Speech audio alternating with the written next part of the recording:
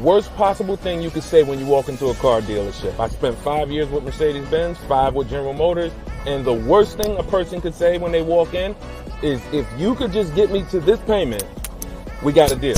So your loan's probably still like 19, which means you got to pay to get out. You're upside down. It's called negative equity.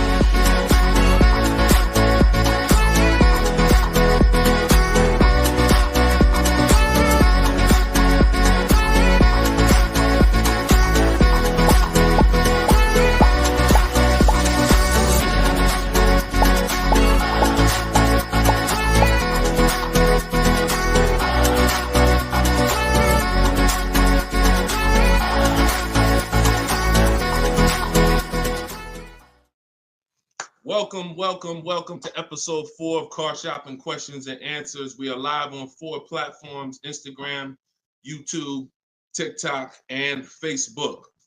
Okay, we already got people asking questions on TikTok. As you come in, we do these shows at 12. Hold on, I want to give my camera time to focus because I'm doing a lot of moving. We do these live shows, it'll focus in 1 second, at 12 p.m. and 3 p.m. Eastern time. Hold on, I'm out of focus. There we go. 12 p.m. and 3 p.m. Eastern time. Now, we broadcast these shows throughout the day because a lot of people can't make the live broadcast.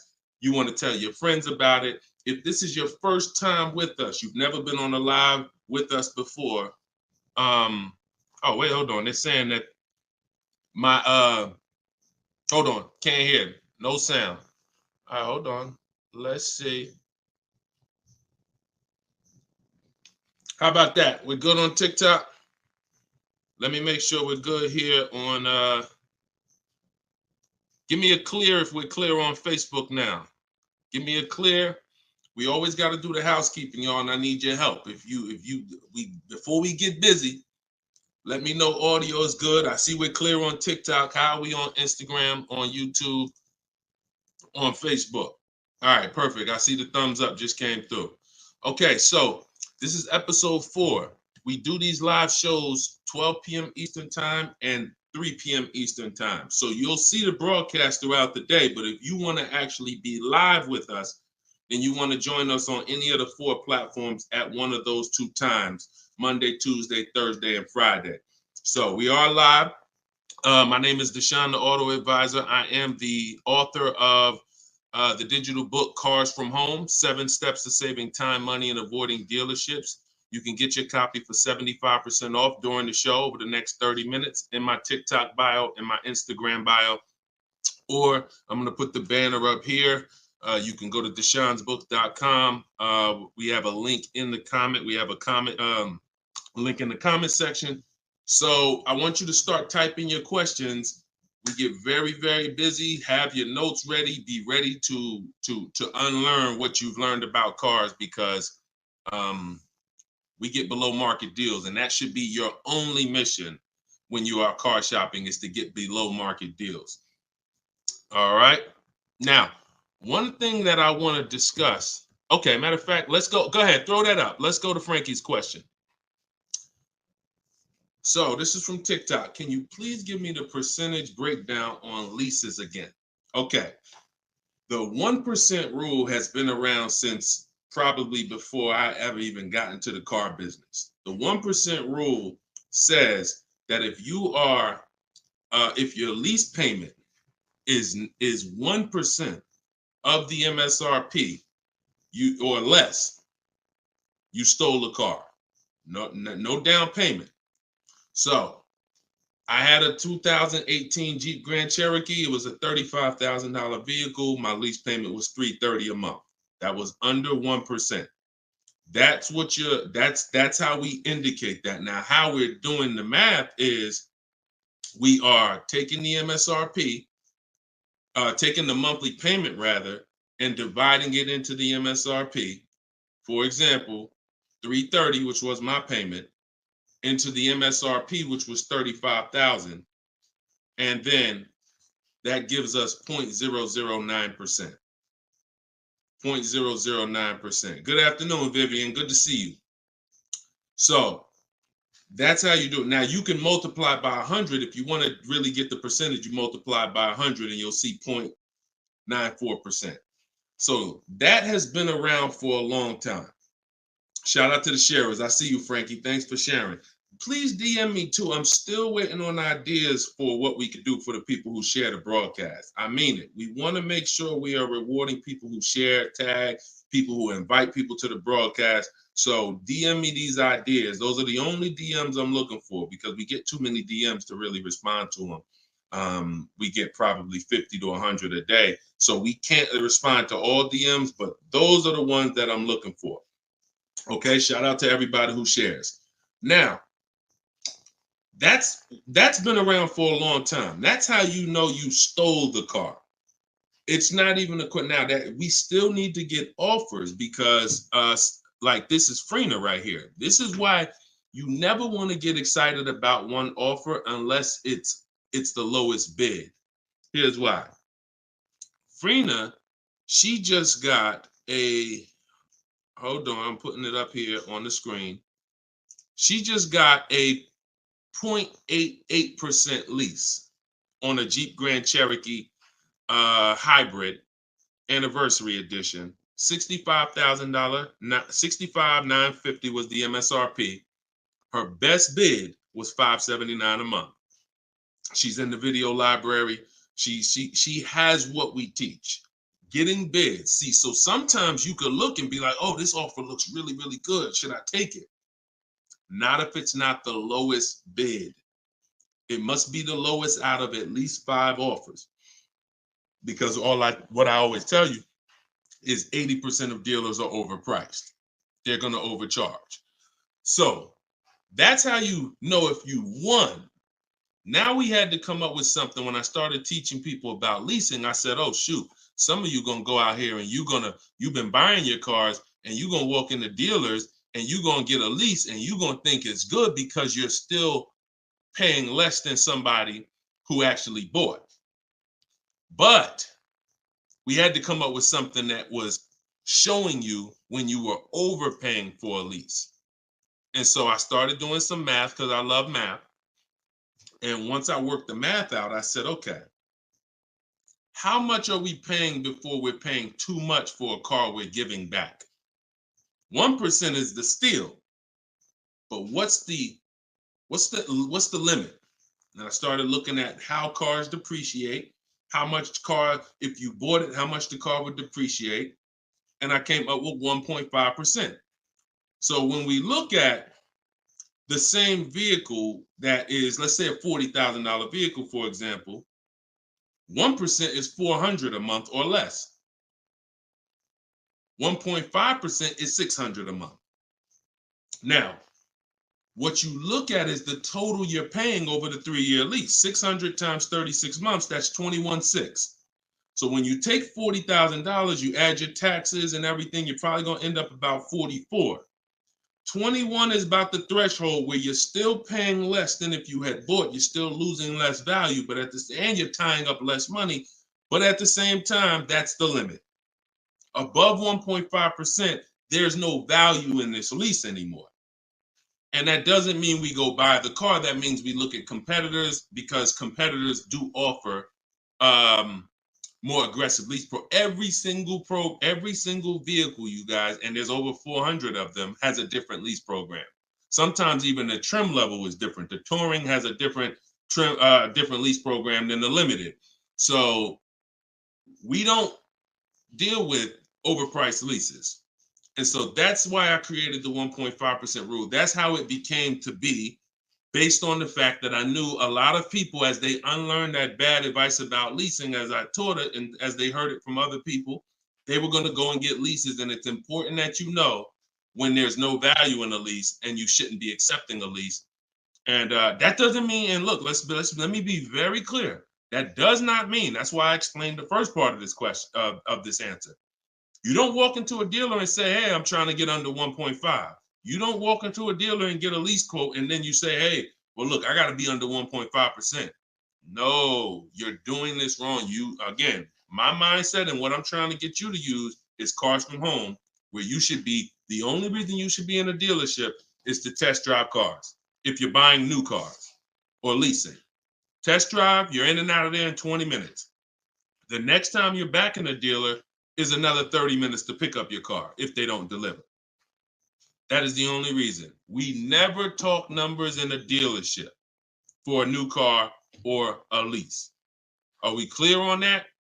These are rules where it's like, if you want to use what I teach, and I want you to use it so that you can get the results that Frina got, that Danielle got, that we've worked with over 8,000 people in the last since 2021. I want you getting those results. And in order to get them, you got to know what the boundaries are. Deshone says we never talk numbers in the dealership because you have no leverage there. Your leverage is at home, in control, communicating with multiple dealers, and where you can't get emotional. Okay? Clear? So that's the 1% rule, and that's the 1.5% rule, Frankie. Great question. Okay, shoot the next one in, Dolan. Great question. All right, this is Tony on Facebook. And remember, look, y'all, we are live right now. So some of you have seen the rebroadcast, and you're like, Deshone, okay, this is 3 p.m., 12 p.m., we're live. Okay, so this is the time to ask your questions. You're not watching the rebroadcast, and this is also the time to tag a friend and make sure they're here so they can get their questions answered. Shout out to the sharers. And could y'all keep tapping the screen on TikTok and running those likes up? This gets TikTok's attention and gets more people over here because we got to do this together. All right, Tony from Facebook says, hi, my lease is up in a month. I wrote to get 3 quotes from dealers. I only got 1.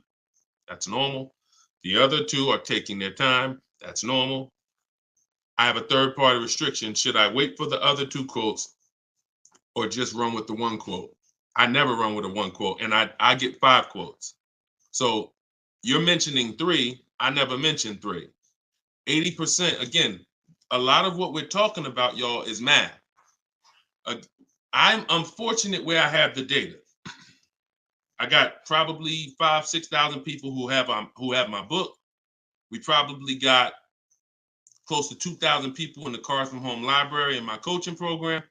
That's a lot of data to prove that it's 80% that are overpriced.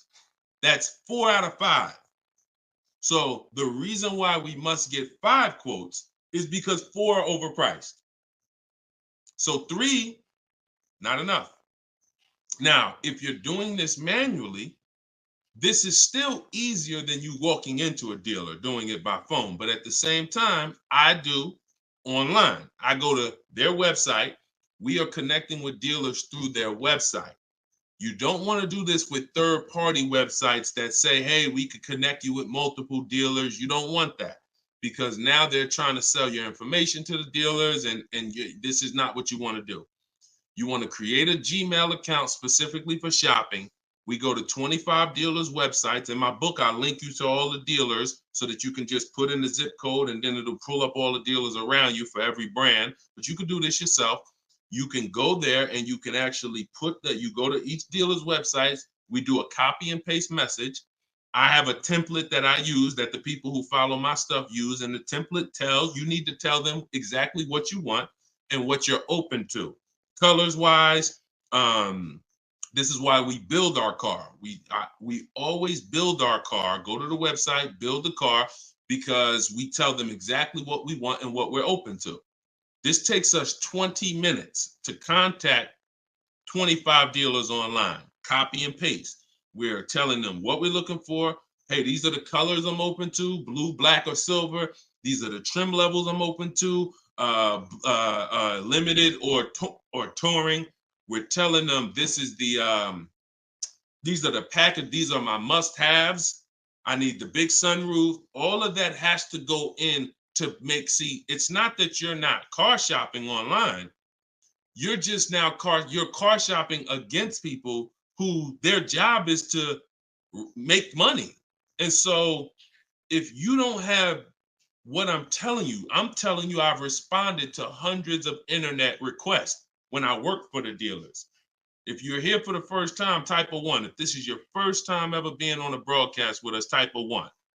I want you to know a little something about me. I was inside car dealers for 14 years, responding to these quotes. So The reason why I'm giving you the exact strategies is because I know there's so many things that you're not trained to give the dealership that they need. They can't give you a quote without it. They can't shop correctly, without it. Okay, shout out to the first time people. Could everybody type welcome to the first time people? If you've been on here before, type welcome to the first time people. Now, once you give them that information, you're copy and pasting that. Copy, paste, copy, paste, copy, paste. You're doing that with 25 dealers. And then that creates the conversation to see where the dealers are actually coming, where the deals are coming from. But you need to see who has a car first. You need to see who has a car first. So, oh, you're talking about selling the lease. Okay, you're earlier in the process. Understood, Tony. Okay, perfect. No, just talk to another used car manager. And you want to have conversations because one, your car is worth different things to different people.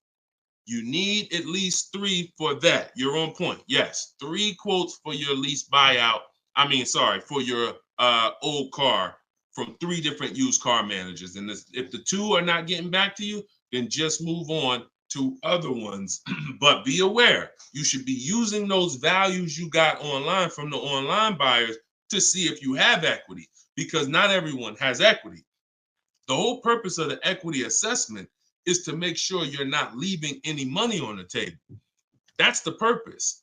But there's no guarantee. Many people have turned their leases in not knowing that they should have done an equity assessment, and then the dealership sitting on $2,000, $3,000, $4,000, $5,000, $6,000 that they didn't know about.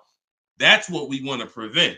So if you do those offers and you see you have $3,000, $4,000 in equity, now that's when you bring it here. If you do those offers and you're at a break even or $1,000, then that's not always worth it, because those used car managers are not going to match the highest offer. So be aware of that. But if you have equity there, then yeah, 3 used car managers, that's how you make a move. Okay? Fight for your money. This is your money. If you end up making $1,500 out the deal even, and it took you 2 hours, where do you make $750 an hour at? $750 an hour. So this is your money. And if you don't fight for your money, someone else will definitely cash the check. All right? Tyler said, send the next one in. Tyler said, F&I director here in Houston of 2 large stores. Your content is great. I appreciate you, Tyler. This is the 20% right here. See, the 20% can always admit when we're doing something to help the market. The 80% will come on here and be like, oh man, this guy couldn't make it in the car business. Now he's teaching. All right, go ahead. Shoot the next one up, Dolan. This one's from Facebook. What's up, John? Instagram, y'all not typing enough questions. And Instagram, just so you know, the easiest platform to share on is Instagram, because you hit that little arrow, it looks like a paper plane, and it'll let you go down your Instagram friend list and send this broadcast out to probably 10, 15, 20 people. Okay? Don't cheat your friends. All right? Shout out to the sharers. John from Facebook says, is it hard to purchase with a charge-off on credit 3 years old? So everyone who has credit issues should be following Shonda Martin. She's on all the platforms, Road to 750 plus. And you should be working on getting your credit to the point where you can qualify for the best programs. And you don't need an 800 credit score to qualify for the best programs. You usually need close to 680, 690 will usually qualify you for most tier 1 leases. Now there are some cars that have super tier where you tier A1 plus, but that's not most leases. That's not your standard everyday cars that most of us are leasing or buying. So the question is, the answer is, if you don't need a car, then you should be working on your credit. If you need a car, then there's nothing you can do. You need to make a move. And so I recommend a company like Limbuzz. We're always going to give the dealer a chance to match or beat our offer. So whoever we end up buying our car from, some of you have been taught never let the dealer participate. That's costing you money, because the dealer has 7, 10, 12 banks on their end. Now, if they're trying to beat and earn your business, now that's a winning position. See, check this out. When you have a finance manager who's saying this about you, what's the highest interest rate you think they'll pay? What's the highest payment you think they'll pay? That's a bad position to be in. That only happens when you have no leverage, you haven't shopped, you haven't come in with an offer, and now they're trying to see the highest interest rate that you'll pay. We're not doing that. You're doing it our way, which is we're going to have we don't let anyone touch our credit until after we find our car. Now, once we find our car, get our best deal through a bidding system, now we're going to take that purchase agreement, that's a receipt. Yep, I see the questions coming in on Instagram. We got you. Hold on, Atlantis.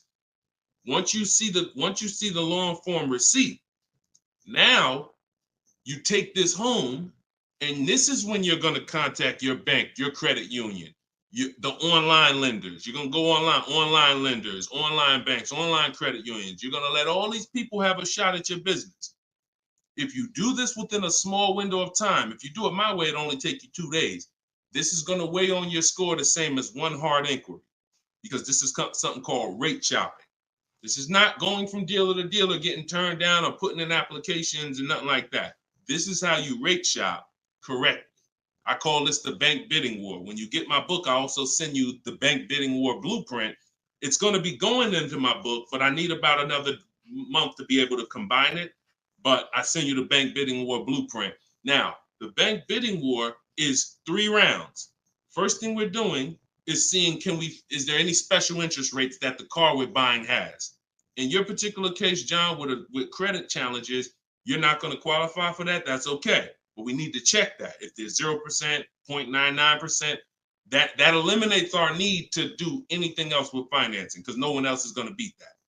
Second part of the round starts, there's 3 rounds to the bank bidding war. The second part comes after we find our car, and it's what I just broke down. When we come home, we let all these banks, these lenders, online credit unions run our credit, and so they're bidding and submitting us their loan offers.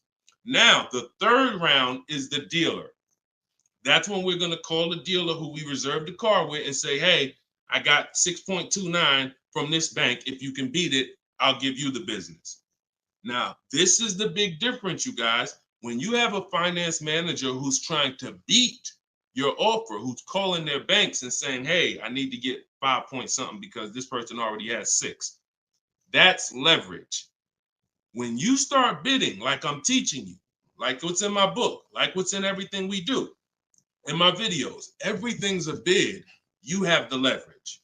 And there's no way for you to overpay when you are getting bids. So that finance manager calls you back, it's only going to be 1 or 2 answers. Hey, Stuart, man, listen, I tried my best, man. I reached out to every bank I got. No, I can't beat that rate, man. I appreciate the opportunity, but you can go with your own financing. In which case, you guarantee you got the best loan. Second thing is, hey, you know what? You had a good rate, man, but I got somebody to beat it. So we can do it right here for you. Perfect. In which case, you guarantee you got the best loan.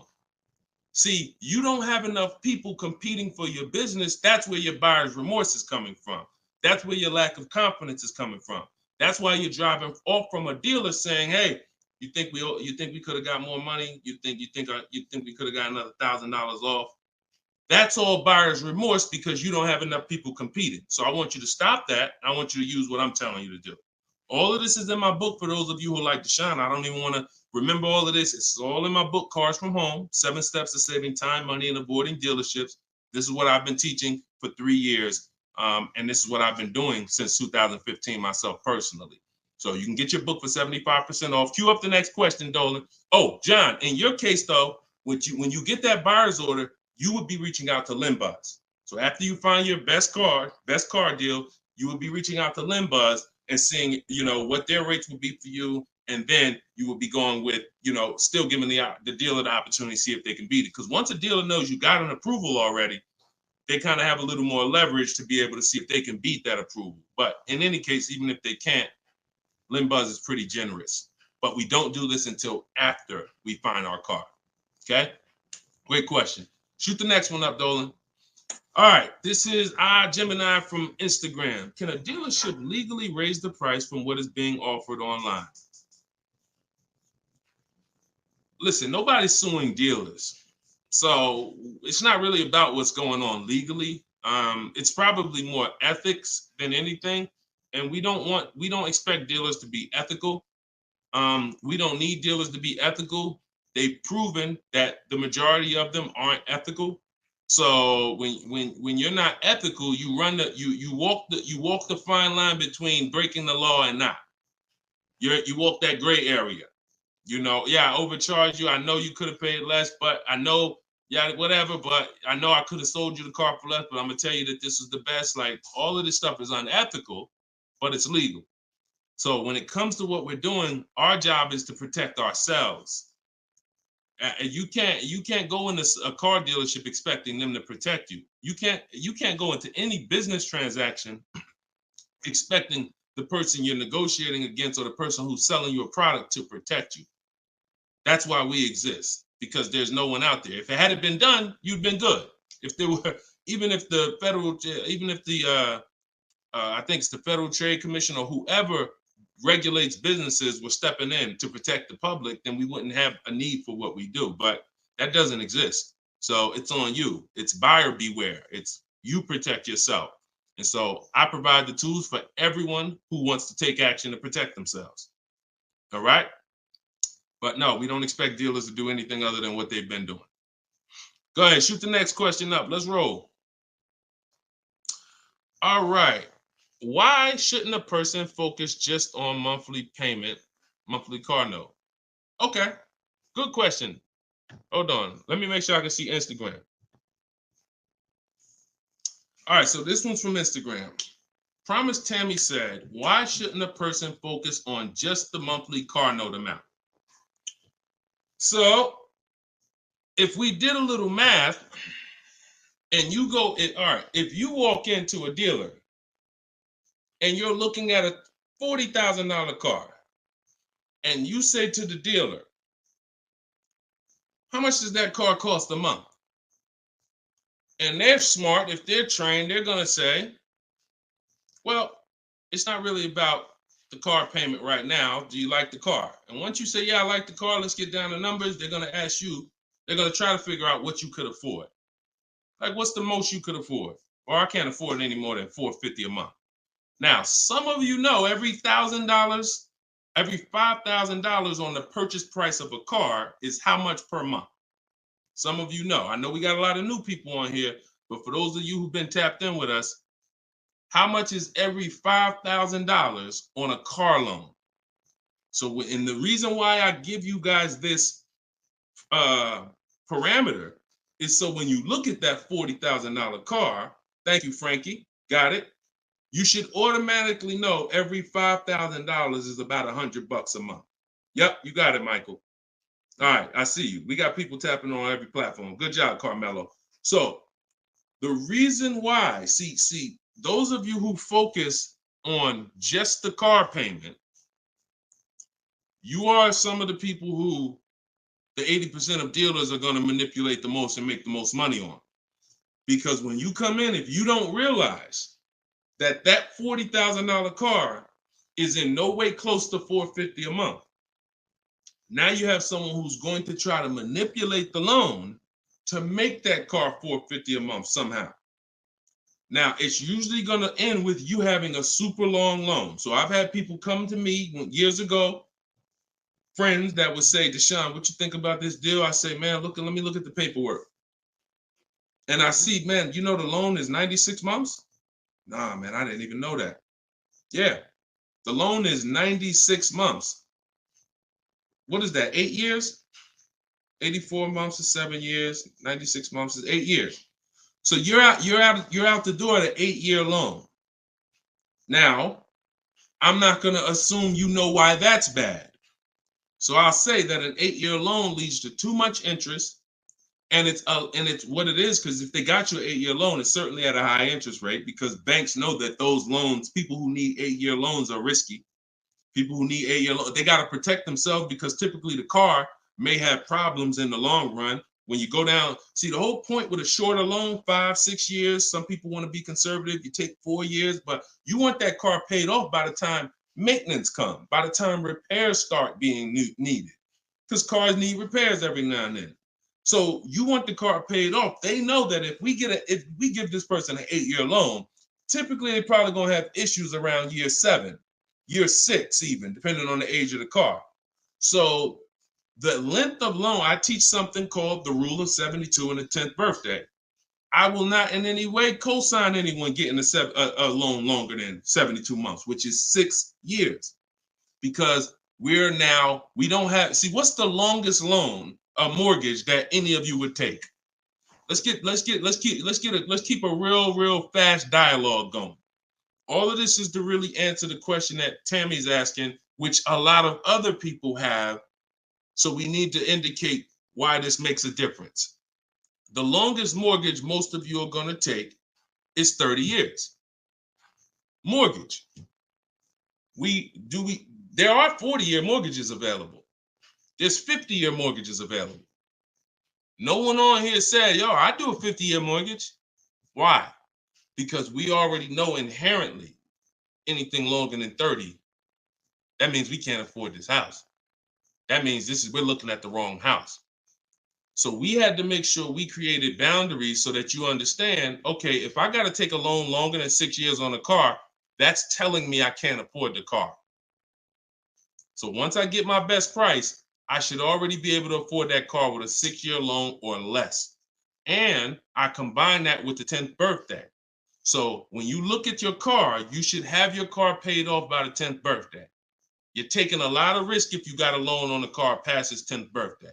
A lot of the times I was in a dealership, people came in with problems, big repairs, and they still had car payments. Car's 10 years old, 11 years old, and they still got car payments. You could run the risk of being in trouble because that car could be in the shop. Some of you have experienced this. Car's in the shop, and you still got a monthly payment due every month. Now, this is disaster, and that's what we're trying to prevent.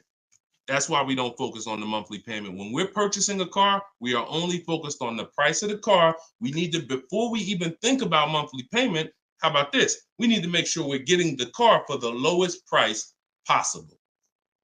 Because some people go in and like, hey, the car's 40 grand. Well, what if another dealer will sell it to me for 35? Once I get the lowest price, then I'm concerned with what my monthly payment is going to be.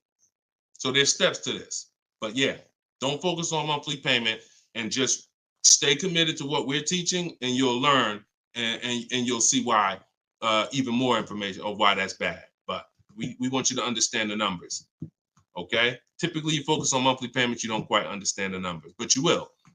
All right, this one's from TikTok. Can you give us some tips about co-signing? Ooh, I have a very, very, very strict rule when it comes to co-signing. Now, some people, you're not going to like this. Some people will tell you this is bad advice. It's just my opinion. I've seen tons of horror stories. I've seen people walk into the dealership.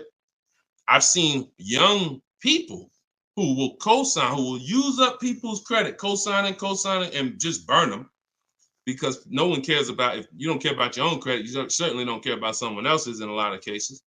So, but I do have some rules, because sometimes it's going to make sense. When you can pay, if a person does not pay, then you're good. Example, my daughter, we're going to get her a car. I'll co-sign only if I can pay the note if she doesn't pay. So let's say she's working, she's paying X amount per month, I'm co-signing, but if for example, she loses her job, anything happens, I can pay if she doesn't pay. That could be for the spouse. If they don't pay, I will pay it. As long as that's the rule, then you're protecting yourself, because where you get in trouble at is if you can't pay, if they don't pay. He told me he was going to pay it. He's missed 2 payments. Your credit doesn't get, no, they don't care. So you got to be willing to say that. This has to be a person that I'm willing to pay if they don't pay. That means I got to have that type of relationship with them. Or if I can't pay, if they don't pay, I'm not co-signing, because I cannot depend on things that will go wrong. Life will happen. And then I'm sitting out here and my credit was 700, 750, 800. Now it's 620 because they missed 3 payments and I'm struggling to get this car back from them. Okay? Those are my hard rules on co-signing. I don't deviate from them. And those are typically rules that if you follow them, you're going to be safe. Okay? All right. Shoot the next question up, Dolan. Diana said, my brother asked me to co-sign. I told him, hell no. Listen, that's it. Listen, people will ask you to co-sign quick as, listen, people will ask you to co-sign like they just asking to borrow sugar. Hey man, can you co-sign this loan for me? No, listen. It takes a while to build up great credit, and it takes seconds to destroy it. Nicole from Facebook said, are you able to negotiate third-party restrictions in a new lease? So these are two separate things. The third-party restriction is the selling of the old car, not the new lease. We're not mixing these two. So we're going to, the people who work with me, you're selling your old car independent of the new deal. The new lease is its own transaction. We split everything we do into separate transactions. See, the car business has taught the public to give them up to 3 transactions. Buying a car from them is 1 transaction. Getting a loan from them is a 2nd transaction. Letting them buy your old car, which you call trade. We don't use that word. That's 3 transactions. There's money in each transaction.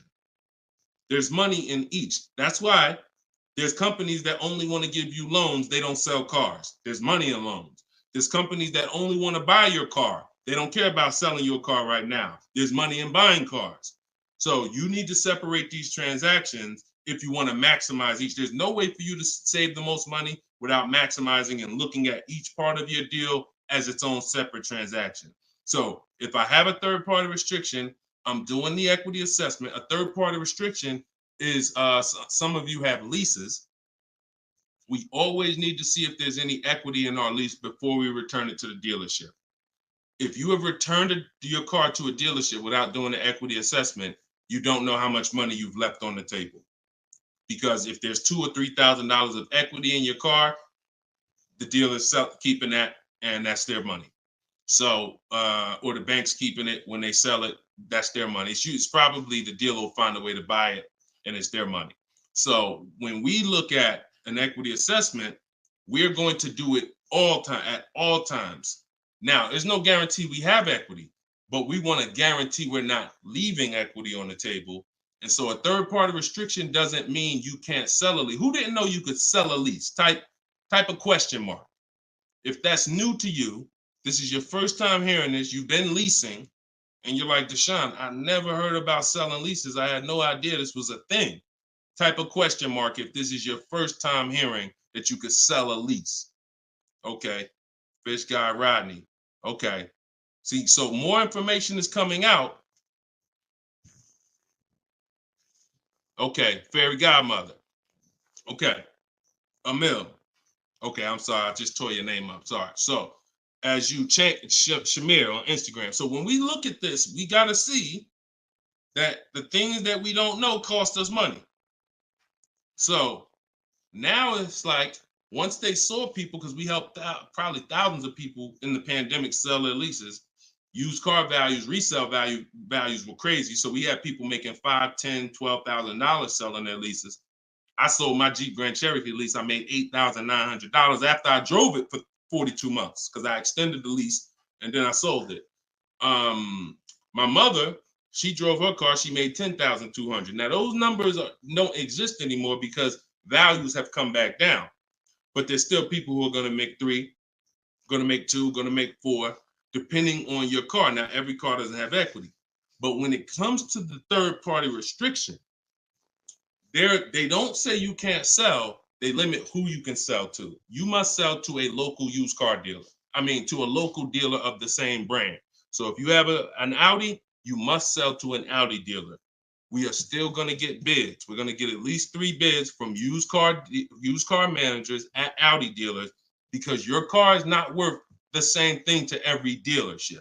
Your car may be worth 19 to this dealer, 19.8 to this dealer, 21 to this dealer, which is why we must get bids. Y'all gonna hear me say that word. Your favorite word, if you stick around and you use what I'm teaching, when you start mastering my strategies, your favorite words are gonna be bids, multiple offers, because that's how we save all the money. So okay, so that has to be handled, Nicole, separately. The selling of your car, the who I'm gonna sell that car to, you find that person first. Then you go shop for your replacement car. And then once you go sign that deal, you sell the car, you do it the same day, and you maximize both transactions. Okay? And all of this, guys, shouldn't take you any more than 90 minutes. This is not something that's going to take you hours. See, my whole thing is to show you how to get great deals in 60, 90 minutes from home. That's why my book is called Cars from Home, 7 Steps to Saving Time, Money, and Avoiding Dealerships. You can all get a copy for 75% off for the next 30 minutes. Just go to my TikTok bio. You won't leave the broadcast. Grab your copy before that timer hits 0. The price goes back up to $97. Or you can go to my Instagram bio, or click it if you're on Facebook or YouTube. Go to the comment section and you'll see a link to deshonsbook.com and grab your copy for 75% off before the timer expires. All right, go ahead, Dolan. Shoot the next question out. Should I feel bad if I get 1.3? I'd only feel bad if I got 1.3 and if it was my only offer. If it was my only offer, or if I only got 2 offers, then yes, because I'm going to tell you why. I'm going to show you something. When I look at what I see, hold on. Okay, hold on. We saw Freener. Some of you saw Freener. That's 0.88. That's just ridiculous. 0.88. But look,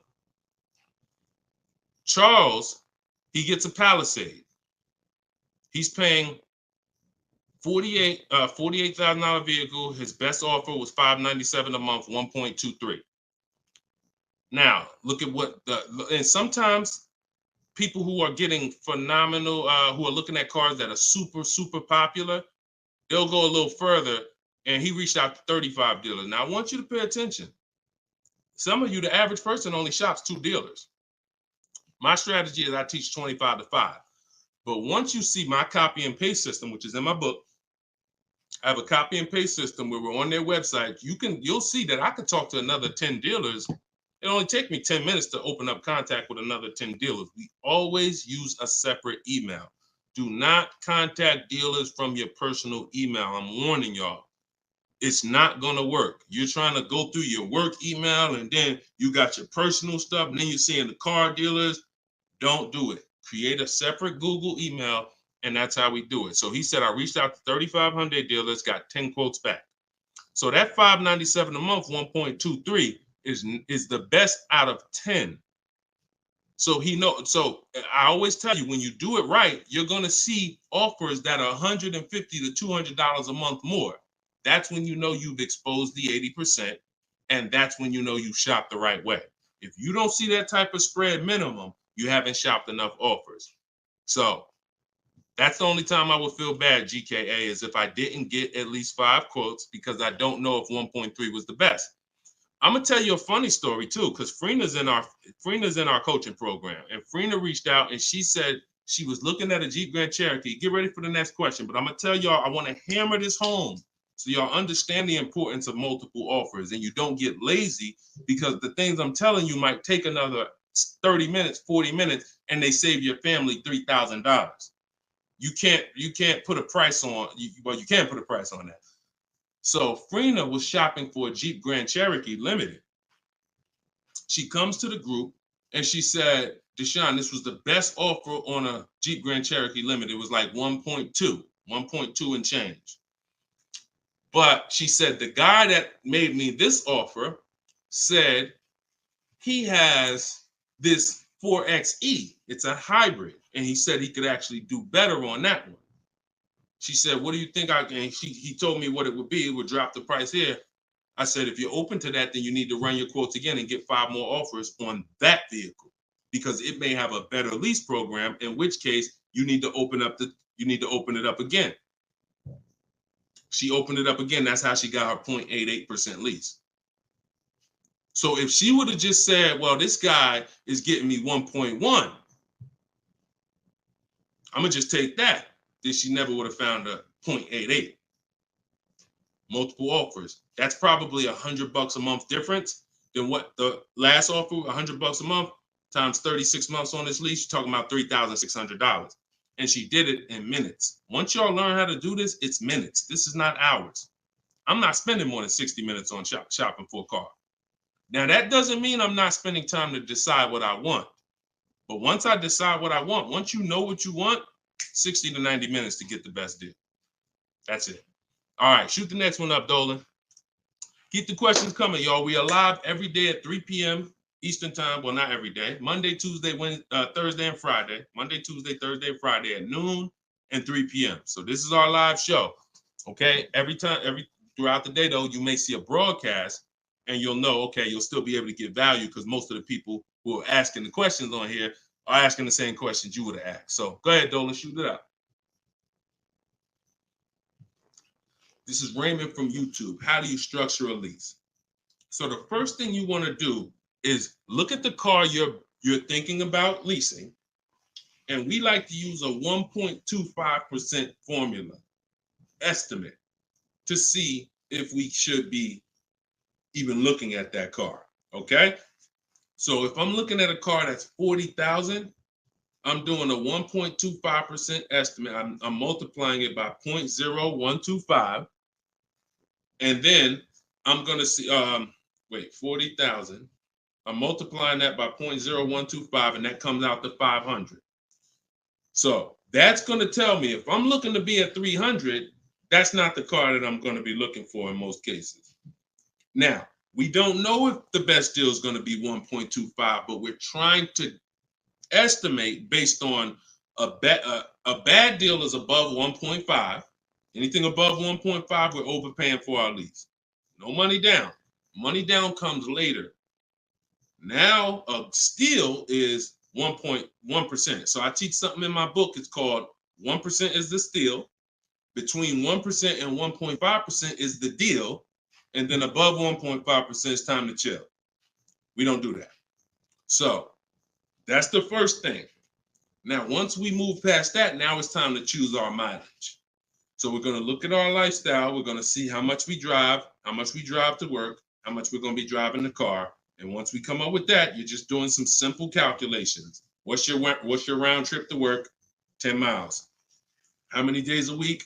5 days. Okay, that's 500 miles a month. That's if you do the math. Let's say your trip to work is 20 miles round trip, and you do that 5 days a week. You're doing 100 miles a week to work, times 52 weeks of the year. That's 5,200 miles. So I walk you through this in my book, but this is simple. 5,200 miles, and then you say, okay, well, I like to do a little leisure. I like to take a little trip down here. I go to my fishing. I go fishing 1,000 miles away, blah, blah, blah, blah. So you're calculating what you're going to do. The easiest way to do it is to look at your old car and see what you've done. But if you don't have an old car, this is how you calculate it. You come up with, all right, I only need about 9,000 miles a year. Perfect. All of our leases, we shop our offers with 12,000 miles a year. That's your average miles. That's what we want to base our formula from. So whenever we reach out to a dealer, we do this online. As I said, everything we do is online. Once we do this, we're shopping multiple dealers, and we're telling them work us up a lease quote. First month's payment total out of pocket. If you were on the last show earlier, we talked about we don't say down payment anymore. We say total out of pocket, TOP. Everybody who's clear on TOP, if you were on the last broadcast, type TOP. If you weren't, TOP is total out of pocket. That means only thing I'm giving you for this offer right now is my first lease payment, and I'm driving off. Total out of pocket. We're not saying down payments anymore. Okay? So now, we're structuring our lease with first month's total out of pocket, 12,000 miles per year, and that's how we're sending the offers out to the dealers. All online, all copy and paste. These are all templates I have, but I have templates where you just fill in what you want, blah, blah, blah, all in my book. There are links, there's templates, but if you're going to do it your way, that's fine, but this is how you do it. And you can sit in your computer and just copy and paste, and now you're looking to get 5 quotes. That is the mission. 5 quotes, and that's it. That's how we structure our leases. Once you're done and you get your best quote, Now that's when you adjust your mileage. So once you identify the best dealer, the winning bid, now you're going to say to that dealer, hey, can you adjust the offer to 10,000 miles a year? Can you adjust it to 18,000 per year? Can you adjust it to 25,000 per year if you're a high mileage driver? And you adjust it from there. But that's it. You do this over and over, rinse and repeat. Rinse and repeat. All right. Great question. Shoot the next one in, Dolan. All right. Shout out to the sharers. Thank you, Liba. I see you. Thank you so much. This one's from Preston on YouTube. What is the best way to finance a car out of state? It's no difference. It's really no difference. We're going to find the car. We're going to get the buyer's order. We're going to have them. Now, the thing about a used car, if it's a used car, we got to test drive the car.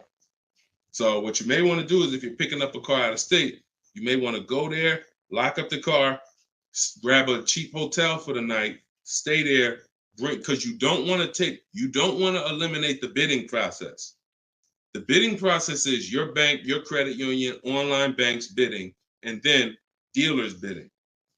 The dealer who you get the car from, they're bidding against that.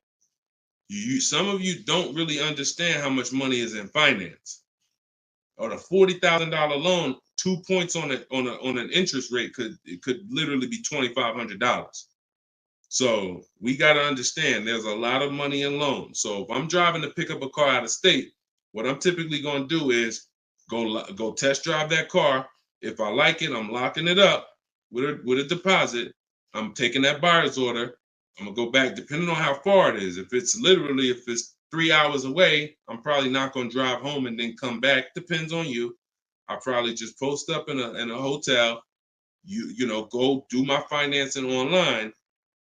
Let all these banks and credit unions run my credit so I can get their offers, and then I would call the dealership the next day and say, hey, this was my best offer. If you could beat it, I'll just come get it from you. And that's it. I'll spend $50, $60, $100 on a hotel to save $3,000, $2,000 on interest on my interest rate. But everything else is the same. So we can't be scared to go out of state. If many of you who are using what I'm teaching, you're going to see. Look at Eddie. Who was Eddie who drove? Hold on. Short conversation. John, hold on. Market. Trying to think. I'll see many of who I'm going to share with you. You'll see they'll say when they're picking up their car, I'm driving 45 minutes. I'm driving an hour and a half away. Look at Sean. Perfect example. Sean,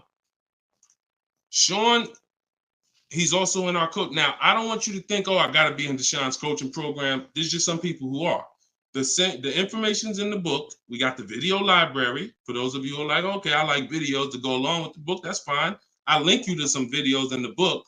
But then there's some people who coach with me and I can talk personally to them. So Sean comes on here and he comes into the group. He said, he sends this. Look at the amount. He said, I'm looking at some advice on this F-150 Lightning XLT. It's a $73,000 truck. The dealer discounted it $4,900 and then revealed that there was a $15,500 rebate. His total savings is over $20,000 off this truck.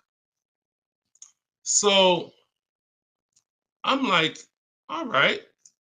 Now me, being who I am, I don't know if that's the best. 2015, I sold 2 Maybachs. They had $20,000 rebates on it. So we don't know if this is the best. I haven't seen, this is what I said to him. I haven't seen the other offers yet, but I'm assuming you got at least 5.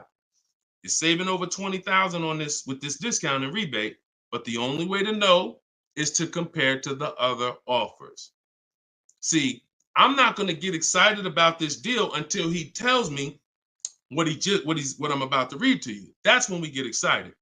He said, guess I could have put a little more info on here. Yes, I got about 15 quotes.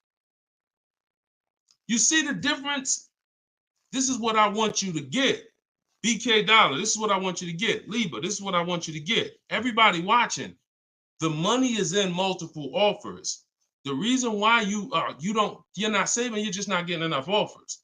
So he says, I ended up expanding my search to 150 miles outside my area to find this deal. He said, I couldn't find watch this. I couldn't find anything under MSRP in that first search. So think about how I'm telling you, the local dealers know when they see your zip code, they know, okay, some of them, all right, we don't have to do too aggressive. But those dealers that are an hour and a half away, when they see your inquiry, they're like, oh, listen, this is a person we never would have saw before. What is it going to hurt us to blow this truck out? And we take a deal from one of our competitors' markets. We'd love to see our license plate frame over in their market. That's how we win.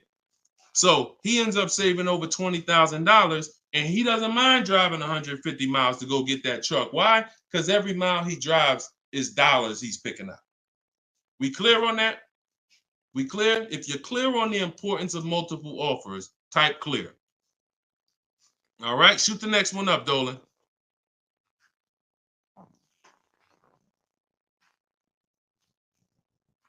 Okay, this one's from Instagram. Atlanta's Black Gabriel. I think it's Gabriel, my fault. So, in the market for a new Chevy or used Chevy Malibu, what's the best route, leasing or financing? How many years are you keeping the car? If the answer is 8, then you should be buying. If it's at least 8, see, I teach something. My book is called Cars from Home, 7 Steps to Save Time, Money, and Avoid Dealerships. Everything I do, when you go, the video library that we have, your best deal in 7 days, 7 steps. These are not going to change. The first step is the foundation to your deal. The first step is the foundation to your deal, which is lease or buy. Because you cannot get a good deal if you bought when you should have leased. It's impossible, because the amount of money you're going to pay on the purchase is going to be too much if you buy brand new. And if you buy pre-owned, it's going to be about the same amount you'll pay. So when you buy, if you're not keeping your car 8 years and you buy a used car, 3-4 years old, and then you trade it in 5 or 6 years, you're going to pay the same amount or even a little more than someone who got a great lease deal and drove brand new vehicles. So it's all about how many years you're keeping the car. If you're keeping the car, if you're like Deshone, there's no way I'm keeping the car 8 years. That's not my style. Then you should be shopping from this day forward for aggressive lease deals. Now, once you find a car that you love, or if your spouse says, you know what, I don't switch cars like that. I keep a car 8, 10, 12 years. Then we purchase for them. We're going to purchase. But for those who are not keeping their cars 8 years, you are losing thousands and thousands and thousands of dollars not leasing cars. Thousands, thousands and thousands and thousands and thousands. All right? That's the 8-year rule. It's the most important question. It's the first thing you ask when you are car shopping and you're ready to car shop. How many years am I keeping this car? 8 or less, we lease. Less than 8, we lease. More than 8, we buy. That's how we avoid the depreciation. So go ahead. It's a hard rule. You want a follow-up question to that, or anybody want to? Because I know some of you are like, Deshone, I was taught never lease. Whatever. You want to follow up to that question? That's perfectly fine. But that's the rule. And it's the rule based on money. I've seen thousands of scenarios, and I spend years and all my time shouting from the hills so people could understand how much money they're losing by not getting good lease deals or not leasing at all. Okay, go ahead, shoot the next one up, Dolan. Okay, this one's from TikTok. All right, Peyton. Do dealerships finance used cars too? Yeah, sure. Absolutely. But we don't finance, dealers are our last offer for financing, never our first. So what you should do is you should go watch the replay from earlier, episode 3. This is episode 4 of Car Shopping Questions and Answers.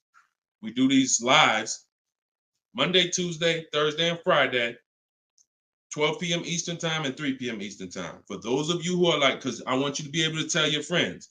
Today, some of you are going to run into people who are car shopping. You need to be telling them, hey, you got to check this guy, Deshone the Auto Advisor. He does this show, live show, 12 o'clock, 3 o'clock, Monday, Tuesday, Thursday, and Friday. But you want to watch episode 3 where we went into detail about how we don't finance. In fact, earlier, I think we talked about it early on this episode. Your financing should be independent from the dealer. The dealer should be your last offer for financing. Because what you're asking for, that's 2 transactions. You're giving them 2 transactions of business. You're giving them the purchase of a car, and then you're giving them the selling you of your loan. So what we do is we separate these transactions and we get bids for each. So the only way I'm dealing with a dealer, the only way you're going to be dealing with a dealer is if they've won the bid, which means if I'm looking for a used car, you won the bid out of all the used cars. Like, all right, give you an example. This is Vincent. Vincent got a 3-year-old Lincoln Corsair, premium trim level, under 45,000 miles, clean Carfax, inspection, all from the comfort of home. I'm reading what he put in our group. He was targeting to find a discount of 30 to 35% from the MSRP. This is something that no one is teaching you guys about what you need when you're purchasing a used car. If you're going to be purchasing a used car in the future or your next car, or if you bought a used car in the past, type the letter U. Type the letter U. If you're going to be purchasing a used car, or if you have purchased a used car in the past, I'm about to give you something that you have never heard before, but it is no way for you to know you got a great deal until you start talking the way Brandon talks here. You notice he said 30, he was targeting to find something 30 to 35% from the MSRP. In order for us to know, I see you, Shelby. I see you, Emma. I see you, Katarina. I see you, Raymond. Okay, perfect. Atlanta's Black Gay. All right, a lot of people. Okay, so when you are shopping for a used car, let me tell you a story, give you an example, all right? So I was shopping for my pre-owned Infiniti truck 3 months, a little over a year ago. I narrowed it down to 3. Now, I narrowed it down based on title history, service records, accident history. We talked about this in the last episode, episode 4. Title history, service record, episode 3 rather. You can see it on YouTube. And if you're on YouTube, please make sure you subscribe and please hit the like button. It matters because that shows the algorithm that we talking business over here, that more people need to be here. So when I narrowed this down now I get to, like, I think I narrowed it down to my top 4. They were all white. They were all within 30, they're all within $1,500 of each other. Now, here's the problem. This is where it gets complex for you. Because I'm looking at one that they're asking 30,000 and change, one they're asking 31,000, one they're asking 31,800. You know, they're all within $1,500, $2,000 of each other. Similar miles. On the outside, they all look similar. Without knowing, I created something called the true value percentage. What is the true value percentage? It's not what the website says is a good deal. It's the percentage off of what the vehicle was when it was brand new. So I pulled the window sticker for each of these vehicles. I pulled the window sticker, and what do I see? Now, I teach you how to do this in my book. I teach you this entire process, but I'm walking you through it. Exactly. I pull the window sticker. You can get it from Carfax, depending on if Carfax has a deal with that manufacturer. Carfax has window stickers.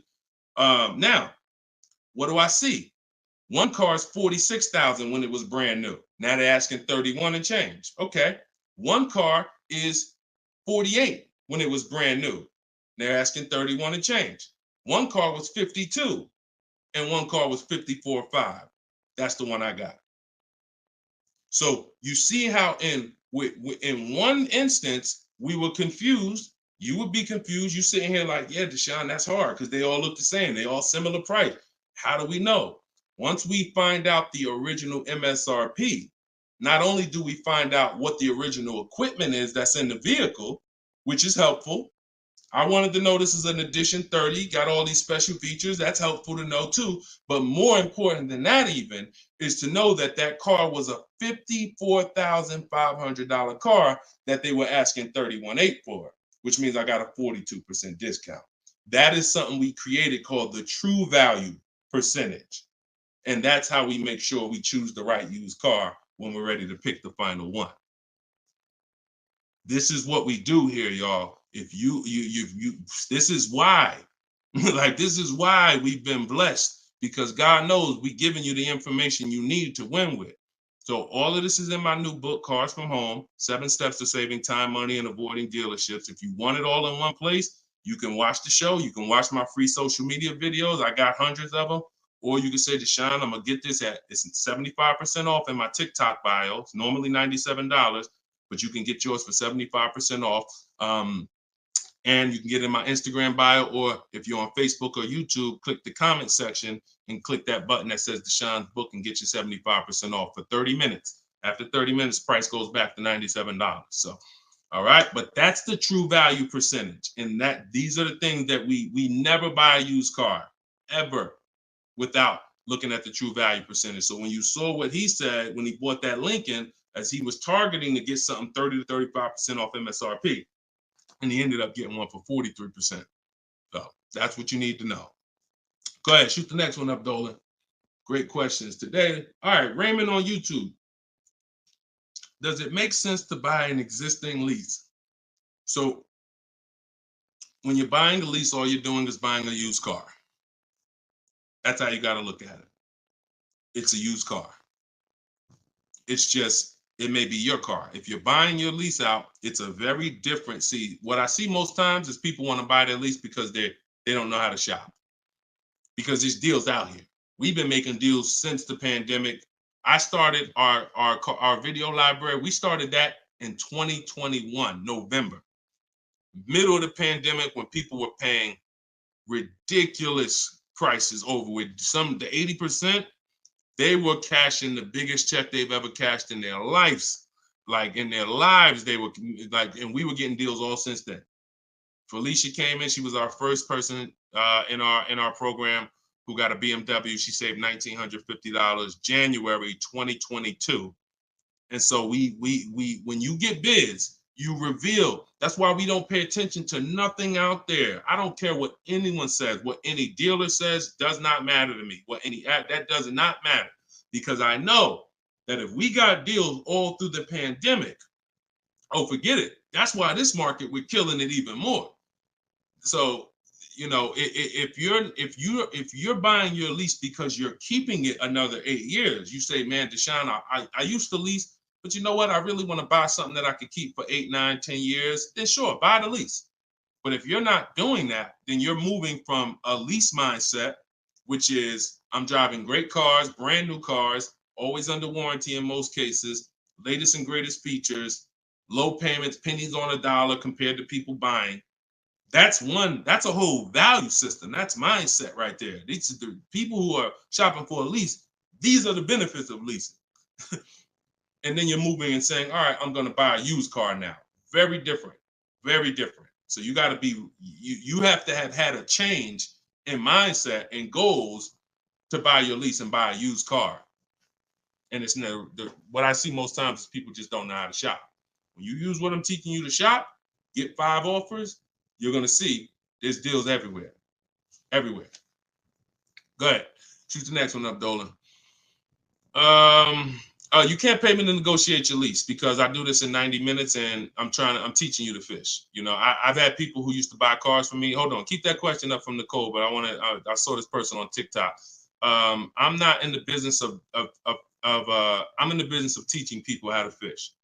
So, you know, because what happens is you're building a trust in something. Like, if you're not willing to learn what it takes to do this in 90 minutes from home, like I'm teaching you, then you are the same type of person. That same mindset will lead you to go into dealers because you're just lazy and scared. Now, I'm not saying that's you. I'm warning you to not let that be you. I'm warning you you can't pay me enough. I'm not in that business. I'm in the business of helping people all around the country. It don't matter what you pay. Of course I don't think you would ever even ask me to work for free. I'm telling you though, that's not the business I'm in, because we can help thousands of people all around the country, but you're not realizing that your transaction is a 5-figure transaction. There's nothing else in this world that you're going to give that type of control. If you were going to start a business and it was going to take a $30,000 decision, $30,000 of your money, would you ever be looking and saying, oh, could you do this for me? You see, we do things with cars because we've been programmed to do them with cars. Car dealers have made you so scared that you've been programmed to do something, but you never do it with anything else. You never do it with a house. You wouldn't say, hey, could you just, I'll pay you to get my house for me. I'll pay you to, start this business for me. No, it's only cars. So when you realize that this stuff is easy, that old way of going into dealers and going back and forth, see, you're thinking of the old way. You're thinking, oh, I need somebody to tag along with me. Yeah, I got Deshone sitting over there next to me. I wouldn't be there because I'm at home. Where you see me at, this is where you see me at is exactly where I got my Infinity truck. I just told you about the deal. Where you see me at is exactly where I get my cars from. I sit right here, and all the people who got my cars from Home Book, who are in the Cars from Home video library, they're all right here. Some of them in the airport buying cars. Some of them at their desk at work making deals on cars. Nobody who's learning from me is in a dealership making deals on cars. So that's the old way. And if you think that you got to unlearn that or you can't win with me, you got to scrap that. I know it's painful. I know it sucks. I know it makes you feel like you're a loser. But that's what I'm telling you. Scrap that joint and do it my way. And when you do it my way, you're going to be like, oh, shoot, man, how the heck wasn't I shopping like this years ago? All right. So now Nicole on Facebook. Do you shop or negotiate differently for a car that is low in inventory or shortage? No. Now, the only difference is, let's say, and this is the reason why we connect with 25 dealers. See, in my book, I said we use the 25 to 5. We got to connect with 25 dealers. This takes us 20 minutes because we're using a copy and paste system. So if you're going to all of these Chevrolet websites and copy and pasting in their contact box, copy and paste, copy and paste, copy and paste. Now, what you're doing is you're shopping out of all those dealers' inventories. So if you only do this with 4 dealers, then you only see one dealer who has a car. And they're like, oh, well, we it doesn't seem like it's a lot of these cars out here. That's why we're connecting with 25.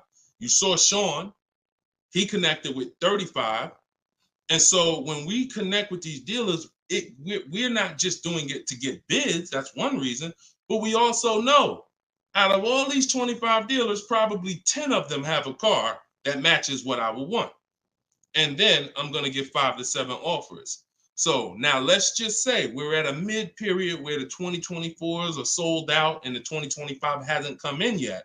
Now what's going to happen is all of those dealers out of the 25, maybe 2 of them have a car, and they're going to tell you, you know what, you really need to order it. That's not because it's a low inventory. That's because you're usually in between model years, and the old one has sold out, and the new ones they're waiting for it to come in. But it doesn't change the way we shop. And sometimes we will order. If I'm purchasing, I'm more likely to order because I'll get bids, and then I'll take the car. But if I'm leasing, we're less likely to order because we don't know what the lease program is going to be.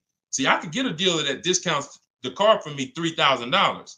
We had a person in our group, and they were getting a new BMW X4, the X4M, like the performance edition. We had a dealer, their best bid, the dealer was taking off $3,000 off MSRP. So, but the lease program is what we didn't know. And once the car came and they put the lease program on it, we saw that it was over 1.5%. So even at that discount, wow, we saved $3,000. Now, if she was purchasing it, that's a win. $3,000 off, beat everybody else. So I don't mind ordering if I'm purchasing. But on a lease, I'm less likely to order because I don't know what the lease program is going to be until the car gets here. Okay, but yeah, that the process doesn't change. It just we have little caveats based on on low inventory. Okay, process is the same. Nothing changes our 7-step process. Nothing. All right, go ahead, Dolan. Shoot the next one up. All right, great questions today. We got Jermaine, Facebook. So how do you transition out of a finance into a lease? Instagram, y'all not asking a lot of questions. All right, hold on. Get blooming chosen one.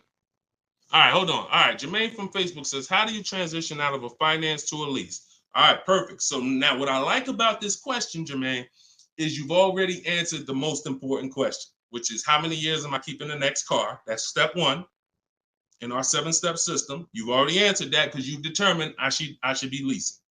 Now the next step is equity assessment. Equity assessment. Call the bank. You don't have to worry about third-party restrictions or nothing because you're not leasing.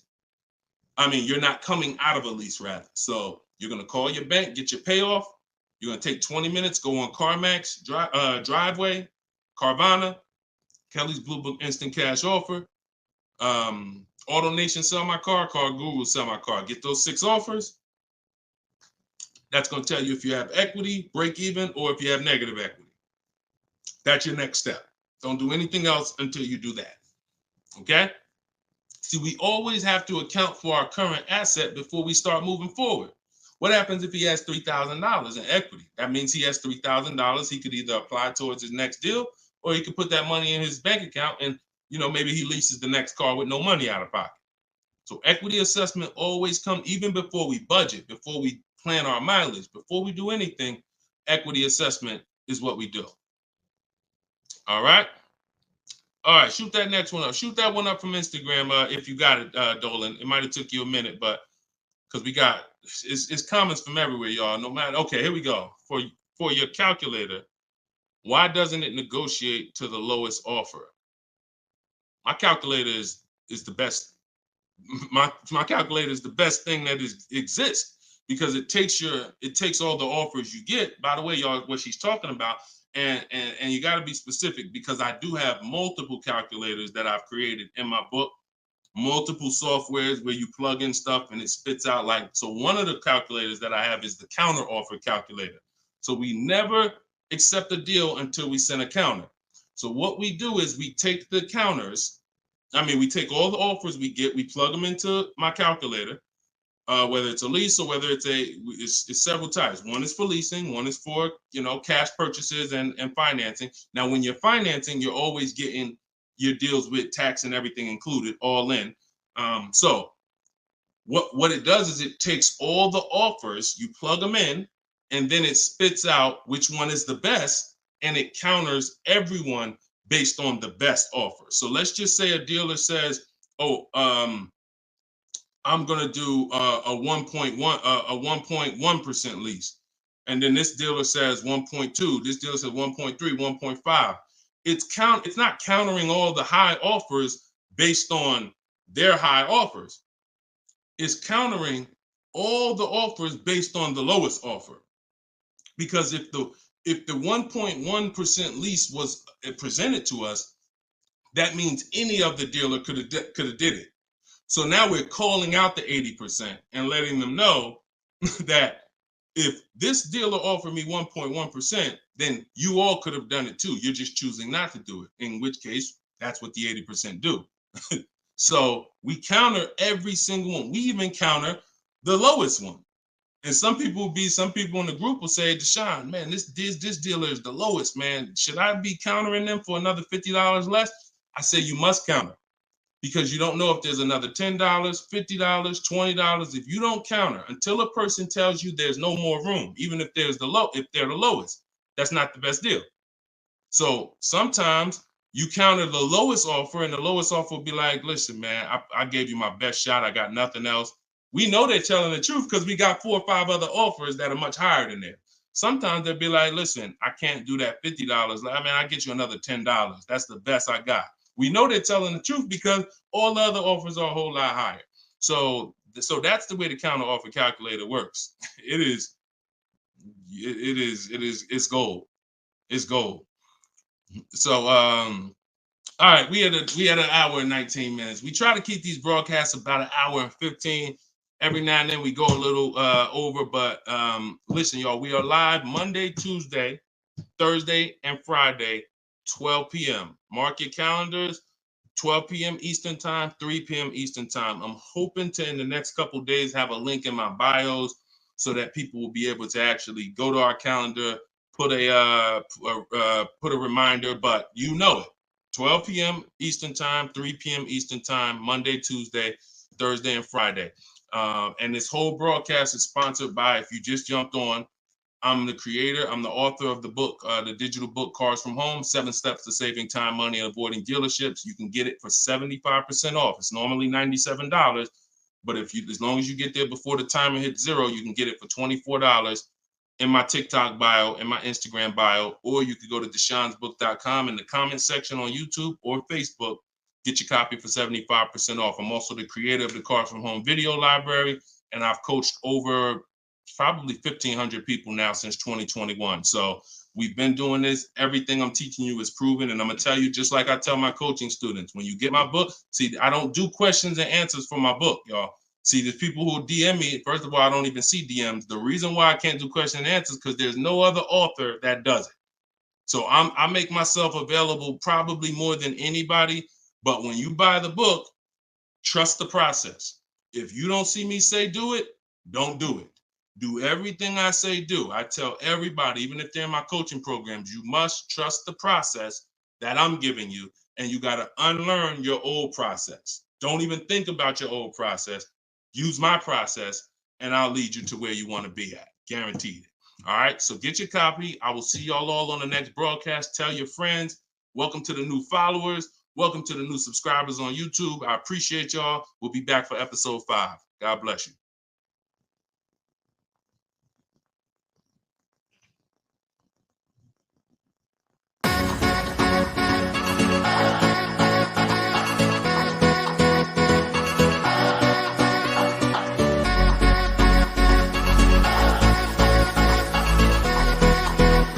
The worst possible thing you could say when you walk into a car dealership. I spent 5 years with Mercedes-Benz, 5 with General Motors, and the worst thing a person could say when they walk in is, if you could just get me to this payment, we got a deal. So your loan's probably still like 19, which means you got to pay to get out. You're upside down. It's called negative equity.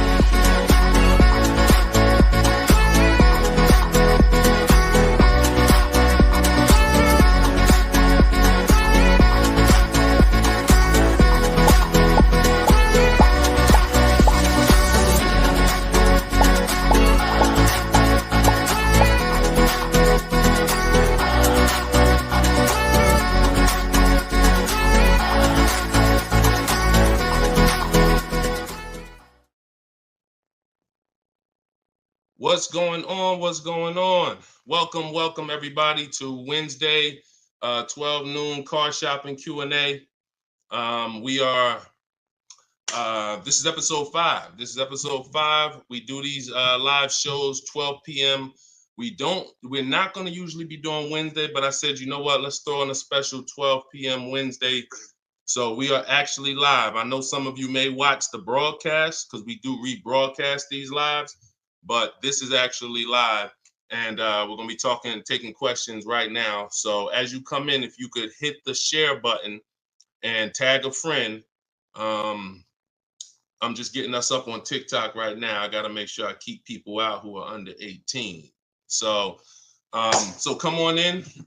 I'm going to share this. If you don't know me, if this is your first time seeing a show with me, type the number 1.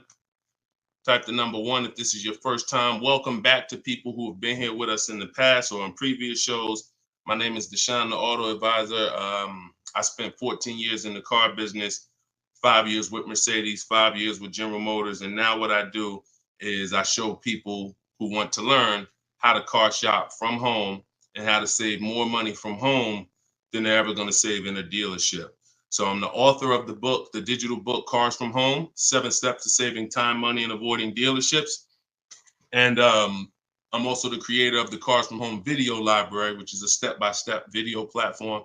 But anyone who's on here for the next 30 minutes, you can get a copy of my new book, Cars from Home, in my TikTok bio at 75% off. It's normally $97, but for 30 minutes, you can get it in my TikTok bio for 75% off, Instagram bio for 75% off. Or you can go to deshonesbook.com in the Facebook comments or in the YouTube comments. But let's get busy. Get your copy for 75% off everything I'm going to be talking about on this show. Once again, this is live. It's Wednesday. This is a 12 p.m. noon show.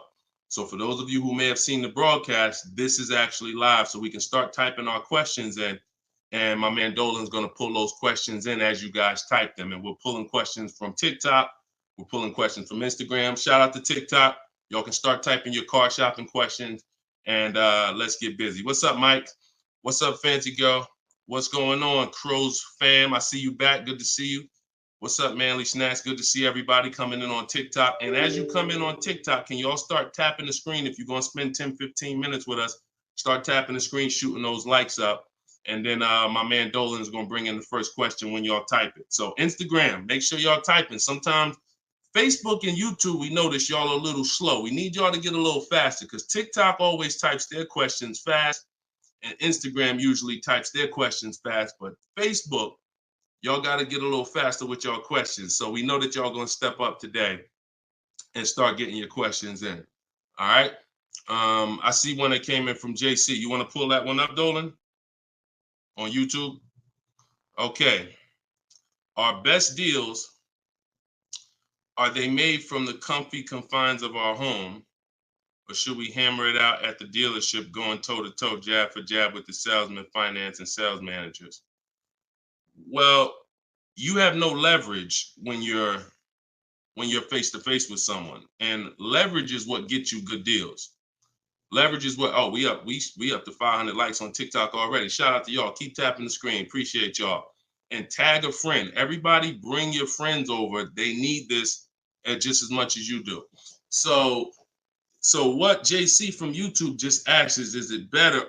He's basically saying, am I gonna lose something by not being in the dealership face to face with a car salesman? You know, am I losing something?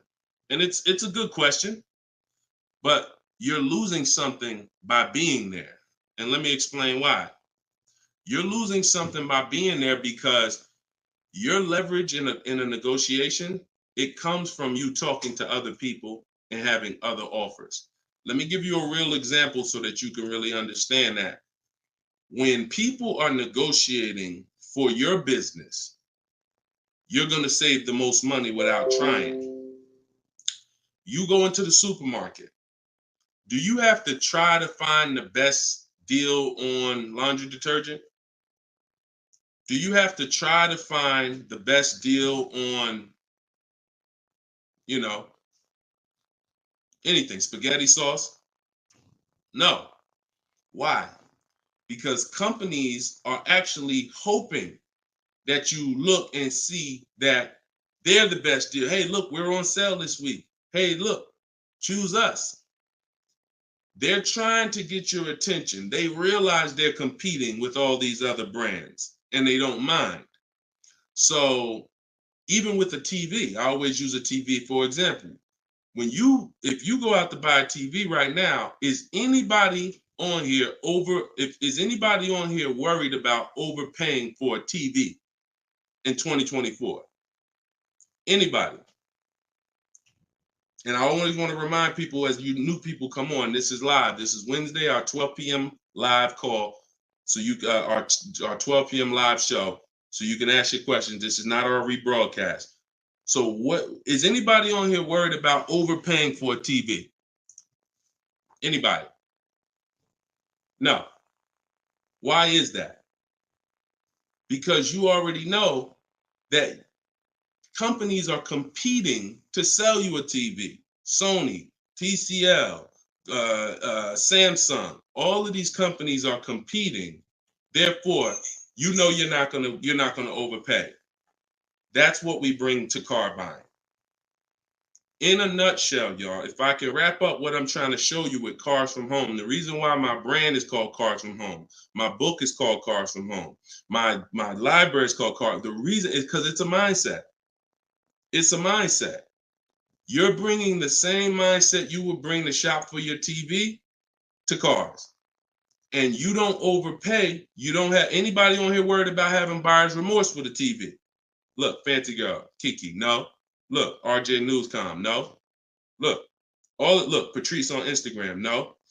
So no one on here is worried about overpaying for any of these items that years ago, we used to be worried about overpaying for TVs, but not anymore.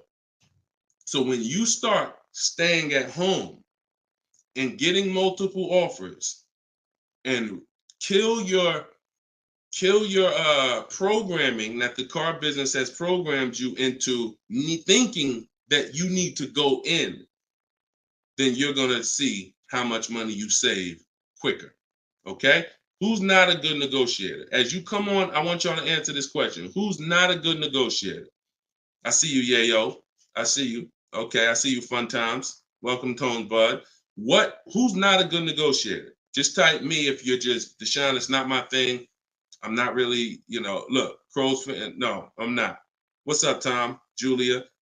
So all of these, look, John C on Facebook. No. William on TikTok. No. All of these people are not yet. Danny on Instagram. So what I want to tell y'all is you no longer have to think you need to be a good negotiator to win with buying cars. You're going to start making people negotiate with each other. And that's multiple offers.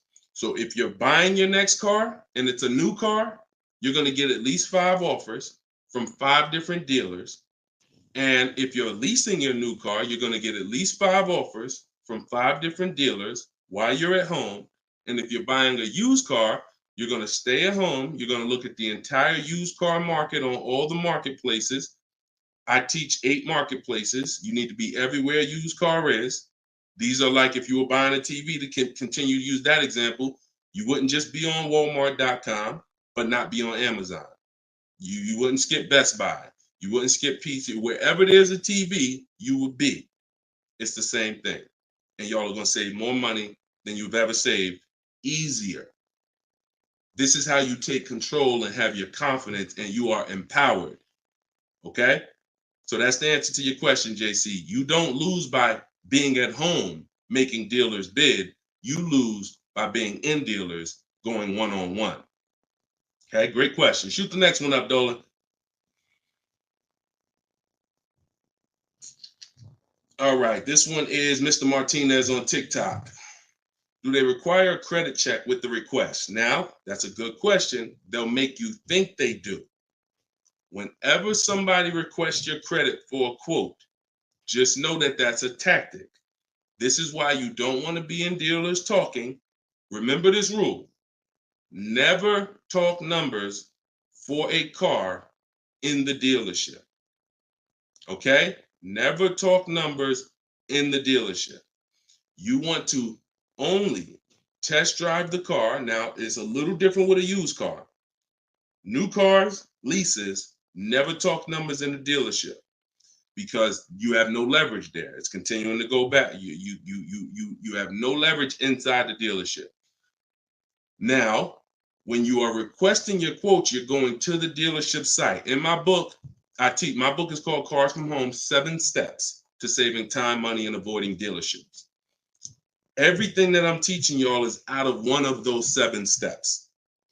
Now, when you get to the point where you're getting offers, we're not using third-party websites because dealers pay for those leads. We don't want dealers paying any extra money to a company to get in touch with us. We want to go direct to dealers' websites. This takes 20 minutes. If you do it my way, you're going to the dealer's website. In my book, I have a link to the dealers. Each brand, you put your zip code in and it'll pull up all the dealers. Now, as you go to these dealers' websites, you're doing a copy and paste. Copy and paste. And now, what are we saying in that first message? What we want, what we're looking for, when we can purchase. We're not talking about numbers yet. We just want to see who has a car. Now, once we see who has a car, now my strategy that I like you to start using, and some of you who have my book, you've used it already, is the 25 to 5. 25 to 5 is when you're connecting with 25 dealers online, and the goal is to get 5 offers. So, and the reason why we get 5 offers is because 80% are overpriced. So 4 of those 5 offers are usually going to be overpriced. That's when you know you did it right.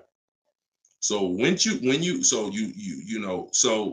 when we're getting our quote request, one dealer might say, oh, I can't do it without credit. One of the things we say when we're requesting quotes for a lease is assume tier 1. Now, for those of you who are purchasing, not leasing, you're going to request quotes all in, taxes, fees, everything in. Now, there are people who are going to try to knock you off your game. Some of you know, if you have my book, I have scripts for everything they're going to say, because I used to have to use these templates. You're going to hear stuff like, oh, we need you. When can we get on the phone? Can we just have a quick phone call?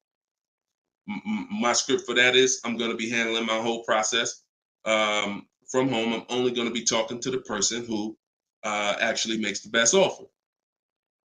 And then you always end with a question. So you will always ask. You never want to end your communication online just end with a statement, because they're trying to get you on their agenda. You're trying to keep them on our agenda, which is, you're either going to let me know what car you have. Do you have a car that matches what I want? Second, once I confirm you have a car that matches what I want, can you give me an offer for it? That's what we want. And everything we do is to stay on that agenda. Does that make sense? When you're leasing and you're buying new cars, you have to have an agenda, because, again, I'm trying to teach you, I want you shopping with strategy. I've been doing this, helping people since 2021. We've helped over 8,000 people, probably 6,000 with my book, another 2,000 with our video program. So this, we know, works. I'm not telling you something that I'm hoping works for you. You just have to do it. But what you're going to have to do is stick to the agenda and realize that my only two purposes is to find out, does a dealer have a car that matches what I want? And can you make me an offer on it? That's it. And now I have scripts in my book that do that. For all of you who just came on, this whole show is sponsored by my new book, Cars from Home. And you can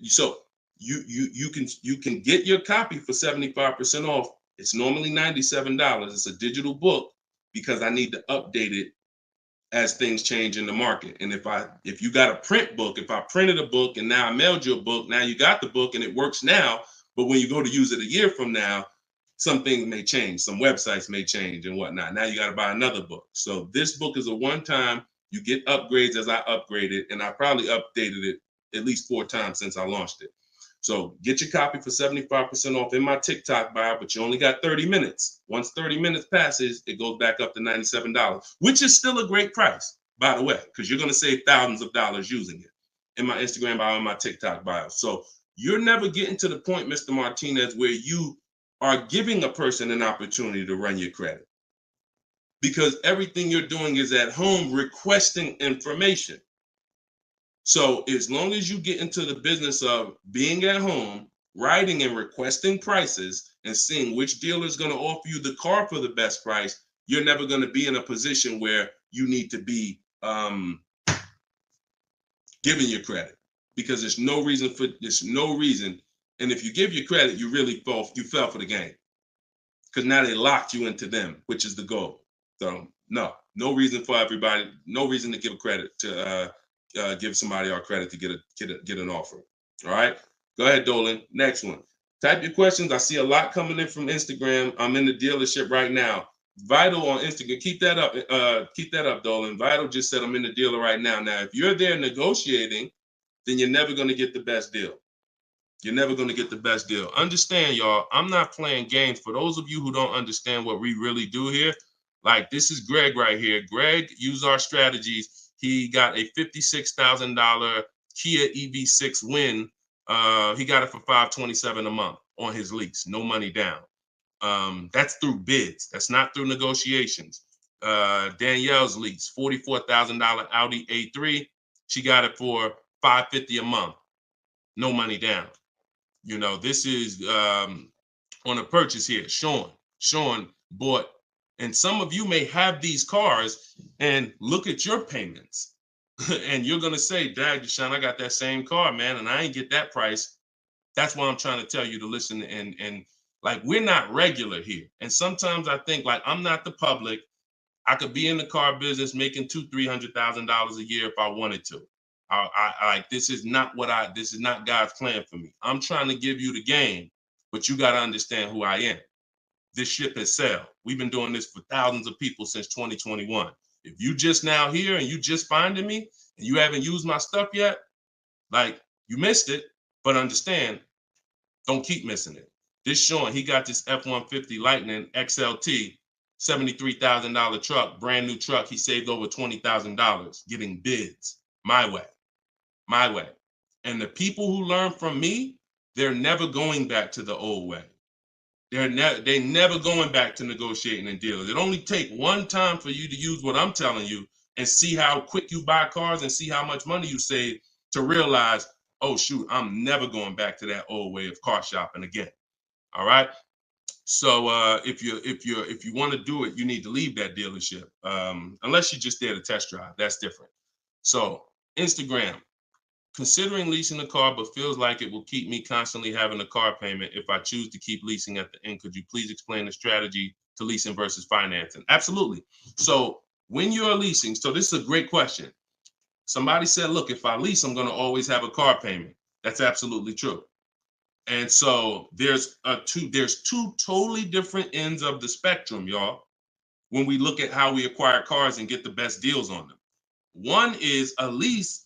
My goal is to drive a new car, always under warranty in most cases, except if I'm a high mileage driver. I'm paying pennies on the dollar compared to somebody purchasing like that same car that Greg got. He's paying $527 a month. That same vehicle would be, it's a $56,000 car. That same vehicle will be $1,000 a month on the car note, at least on a 6-year car note. So I'm paying pennies on the dollar. I just had somebody today, he's going to pick up a brand new Kia Telluride.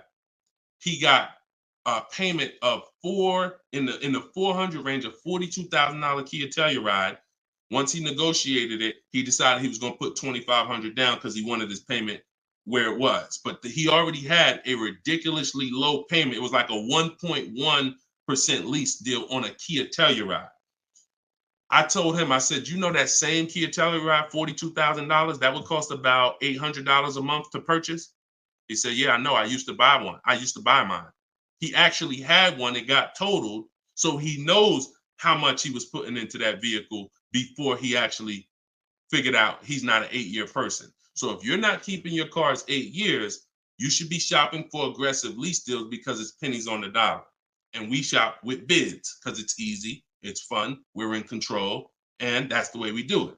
Now, the other side of the spectrum are long-term vehicles that are going to be what we call a keeper. If anybody who has a keeper in their household, type a K. If you have a vehicle in your household right now that you've had for more than 8 years, type a K. Type a K. Type a K.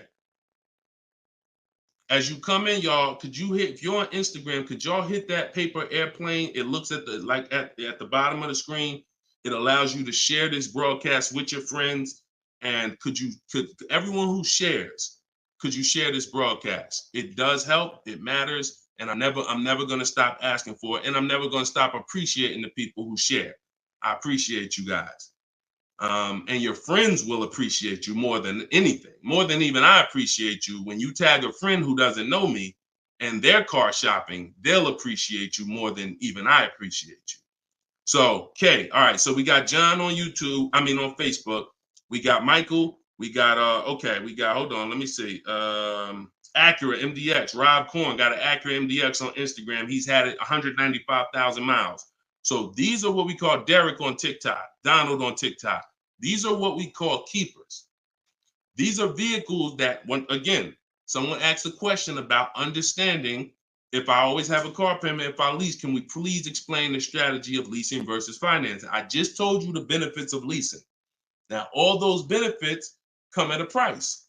Now, the other side of the spectrum is the long-term keeper vehicle where now we have outlived depreciation because the unseen expense is the one that's killing you. The unseen expense is depreciation. When you buy your car today for $30,000, tomorrow it's not worth $30,000, right? Tomorrow. You can buy a car today for $30,000 and bring it back to the dealer tomorrow. They're not just giving you your $30,000. You've lost money in one day. That's depreciation.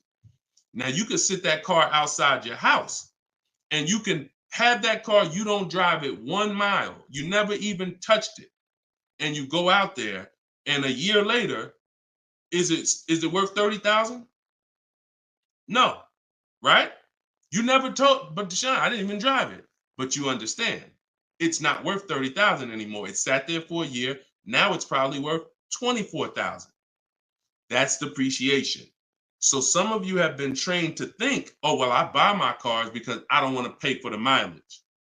What I'm trying to get you to understand is when you understand depreciation, you're going to see not only do you pay for the mileage, whether you buy or lease, you pay for the car whether you drive it or not when you buy. Does that make sense? Type clear if y'all are clear so far on this, on these principles. Because it's bad information that's been fed to you for all these years that, oh, you know what? I like to drive as much as I want. Oh, I like to do everything and I don't want to pay for mileage, so I'm going to buy. But what you're seeing now is, oh, shoot. If I drive no miles, my car's worth less. If I drive average miles, my car's worth even less. If I drive high miles, my car's worth even less. Depreciation. It's the unseen expense. So now our goal with purchasing the right way and picking whether I'm going to shop for great lease deals or whether I'm going to be a long-term keeper is to avoid where the depreciation loses us the most money. The most money. Look, right here, 3, 4, 5, 6 years, you're losing the most money. This is when you don't want to have bought your car and replaced it, because you're losing thousands and thousands of dollars every year. And now many of you have been taught it's okay to switch cars while you're in here, dropping. But going back to the keepers know, all right, I'm switching cars when my value is like this, my depreciation. So all of you who said out there that you got a car that you had for 8 years, 10 years, 12 years, now you're gonna, here's what proves to you what I'm saying is true. The keepers, which is why I'm trying to get you guys out of that middle, all you 3, 4, 5 year people, 6 year, 7 year people that do not lease. You don't keep your cars long enough to outlive this depreciation, but you don't lease. You're losing the most money by far. Thousands and thousands of dollars every car you buy in resale value, because you flip cars, try to trade them in while you just lost thousands and thousands of dollars. So on the other end, those of you who said, Deshone, I got a keeper outside, if that car today is worth $5,000, a year from now, it's probably going to be worth $4,800. That means you're no longer losing value like this. You're only losing value little by little, and you've outlived the depreciation. So your goal when understanding should I lease or buy is like, Deshone, okay, how do I avoid this? Well, if you're not keeping your car 8 years, you should be shopping for leases. Everyone who told you otherwise was wrong. I'm not going to say they were malicious, but they were incorrect. And unfortunately, I call them confidently incorrect. Dangerous. Being confident and incorrect is dangerous to you and others and everyone who's going to listen to you. So I'm telling you the truth based on numbers, that shopping for lease deals is here. If I'm not keeping my cars 8 years, I need to be shopping for great lease deals. If I'm going to keep my car more than 8 years, then I'm going to purchase and I'm going to make sure I get a car that's going to last 8+ years so that I can outlive the depreciation and win with long-term ownership. But I'm not stuck in the middle. Clear? Everybody clear before we move to the next question? JC said, my man hitting on all cylinders. I appreciate you, man. This is what we do, man. I've been doing this since 2006, man. I'm not new to this. I've been helping people save money on cars and make dealers bid for their business since 2021. And that's what I'm known for. Here in New Jersey, people know when I had my brokerage, Deshone is the person that helps people save money if you listen to him. If you don't listen to me, God bless you. I wish you the best. All right. So for all of you, cue the next question up, y'all. For all of you who just jumped on, this whole show is sponsored by my new book. Everything I teach is out of my new book. It's called Cars from Home, 7 Steps to Saving Time, Money, and Avoiding Dealerships. It's normally $97, but as part of our launch, you can get your copy for 75% off. It's a digital book. It'll be in your inbox in literally 3 minutes. And if you're on TikTok, you won't leave the broadcast, so you don't have to wait until the show is over to click the link in my bio, get your copy, and then you can come back and listen to the rest. Same thing on Instagram. And we got something in the comments for Facebook and YouTube. You guys can click the comment section, or if you're watching us on television, you can scan the QR code with your phone. All right, let's go, Dolan. Shoot that next one up, brother. Let's keep these questions coming, y'all. Keep typing them. And again, we're live right now, Wednesday. This is our Wednesday 12 p.m. live stream. I want to make sure I keep saying that because we broadcast these shows all day long so that some of you could tell your friends if they missed the live show, they can still see the broadcast. But right now, it's Wednesday, and this is our 12 p.m. live. So ask your questions. This ain't a rebroadcast. JC said, could you please share with us your insights on how to best eliminate dealer add-ons, addendum lists from the deal?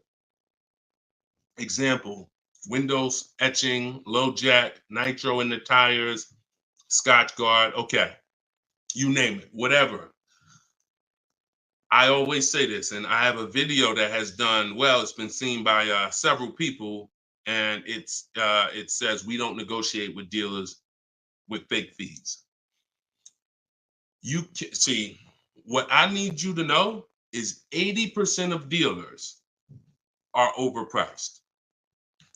20% are trying to beat their competition and they don't mind competing. These are the best people in the world. These are the people you want to find and buy from. But there's 17,000 new car dealers in this country. There's 100,000 used car dealers in this country. Somebody tell Isaac on TikTok that we just answered that question. So if there's 17 million new car dealers in this country, 17,000 new car dealers in this country, and 100,000 new car dealers, used car dealers, and 80% are overcharging, then you need a strategy to find the 20%. That's another reason why you cannot walk into a dealer and think you're going to get your best deal, because you don't know. You have a much higher chance of finding an 80% than you do a 20%. Does that make sense? It's more than likely when you walk into a dealer and you request a quote or you request an info, even the dealer that you've been buying from, they're going to say, it's more than likely you're dealing with an 80% dealer just based on the sheer numbers. It's not 50-50. And like I said, I've worked with 8,000 people since 2021. We have the data to show this is not 20% is who you're looking for. That's who we're looking for. So what we do is we need to sort for them. We're not looking to walk in. We're looking to stay at home and sort for them. The 80% are going to do what the 80% do. To answer your question, JC, I'm not interested in getting an 80% dealer to take off their fees because that's not what they do. Thanks, Carter's dad. That's not what they do. They charge fees. People pay fees. People who walk into them and buy the old-fashioned way. Your friends.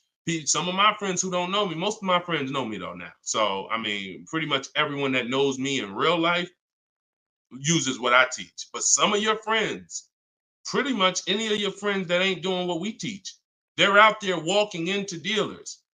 And the 80% are going to do what the 80% do as long as people keep paying it. As long as people, all right, man, well, look, you're going to have to take some of that off.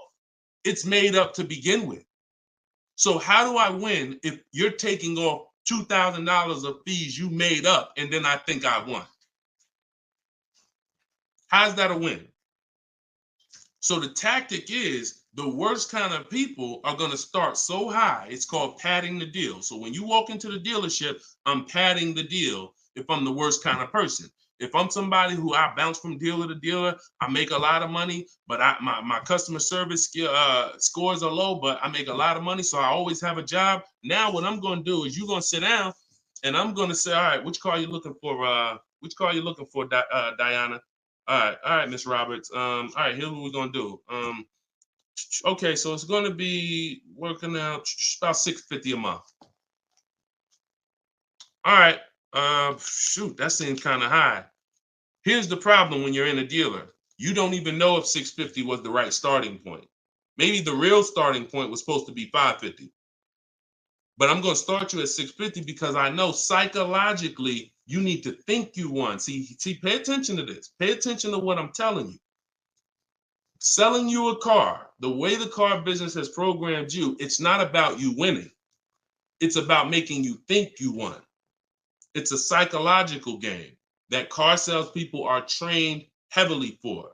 So when you come in and I tell you it's 650, or when you look at that car and you see it and you're like, the window sticker says 42, but when we sit down and I say, okay, we got this fee and we got that. All right, so asking price is 45,700. And you're like, wait, but the window sticker says 42. But yeah, these are the add-ons that we have. All right, now I'm starting so high that I can take off money to make you think you won, and I still end up winning because I really didn't take off anything. So this is why we don't play the games of back and forth with fake fees. What we do is we sit at home, we get bids, if we're looking at pre-owned cars, we're looking at the marketplaces, we're narrowing it down because my strategy for shopping for used cars is different than new cars. New cars and leases, we use something called the 25 to 5 strategy. That's when we reach out to 25 dealers to get 5 quotes. Used cars, we use the multiple marketplace strategy where we go to all the used car marketplaces and now we look at what the low price is in the market and we sort it down to our top 3, top 5. And then we take it, we got to make sure there's no fake fees on them because that's a tactic they'll use on used cars. Fake fees, put a price out there. So everything is a screening process. That's what I want you using, a screening process, a sorting process, so that the best deal reveals itself. You don't negotiate for it. But we don't try to turn 80% dealers to 20%. They're never going to be that. Maybe they will if we change the whole industry, and they won't be able to keep their job if they don't change. But for today, 80% dealers are going to do what 80% dealers do. That's not our job. Our job is to find the 20%. Clear? Good question. Great question. Shoot the next one up, Dolan. We're live, y'all. This is Wednesday. This is episode 5 of Car Shopping Questions and Answers. We don't usually do a live show Wednesday. It's usually Monday, Tuesday, Thursday, and Friday at 12 and 3 Eastern time.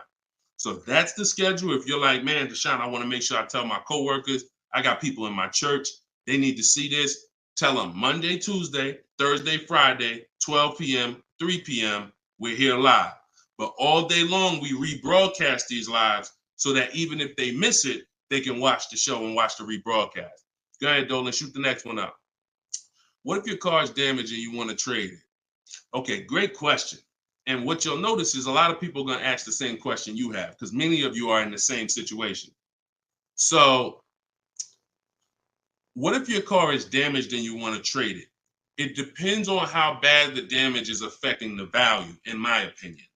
So let's say you have a vehicle that is barely drivable. You're selling it in its worst condition and it's making, example, let's say you got a BMW, older BMW, the transmission's slipping or the transmission's out. It doesn't drive or it needs an engine. Something where literally the integrity of the car is totally compromised. That car is almost worthless.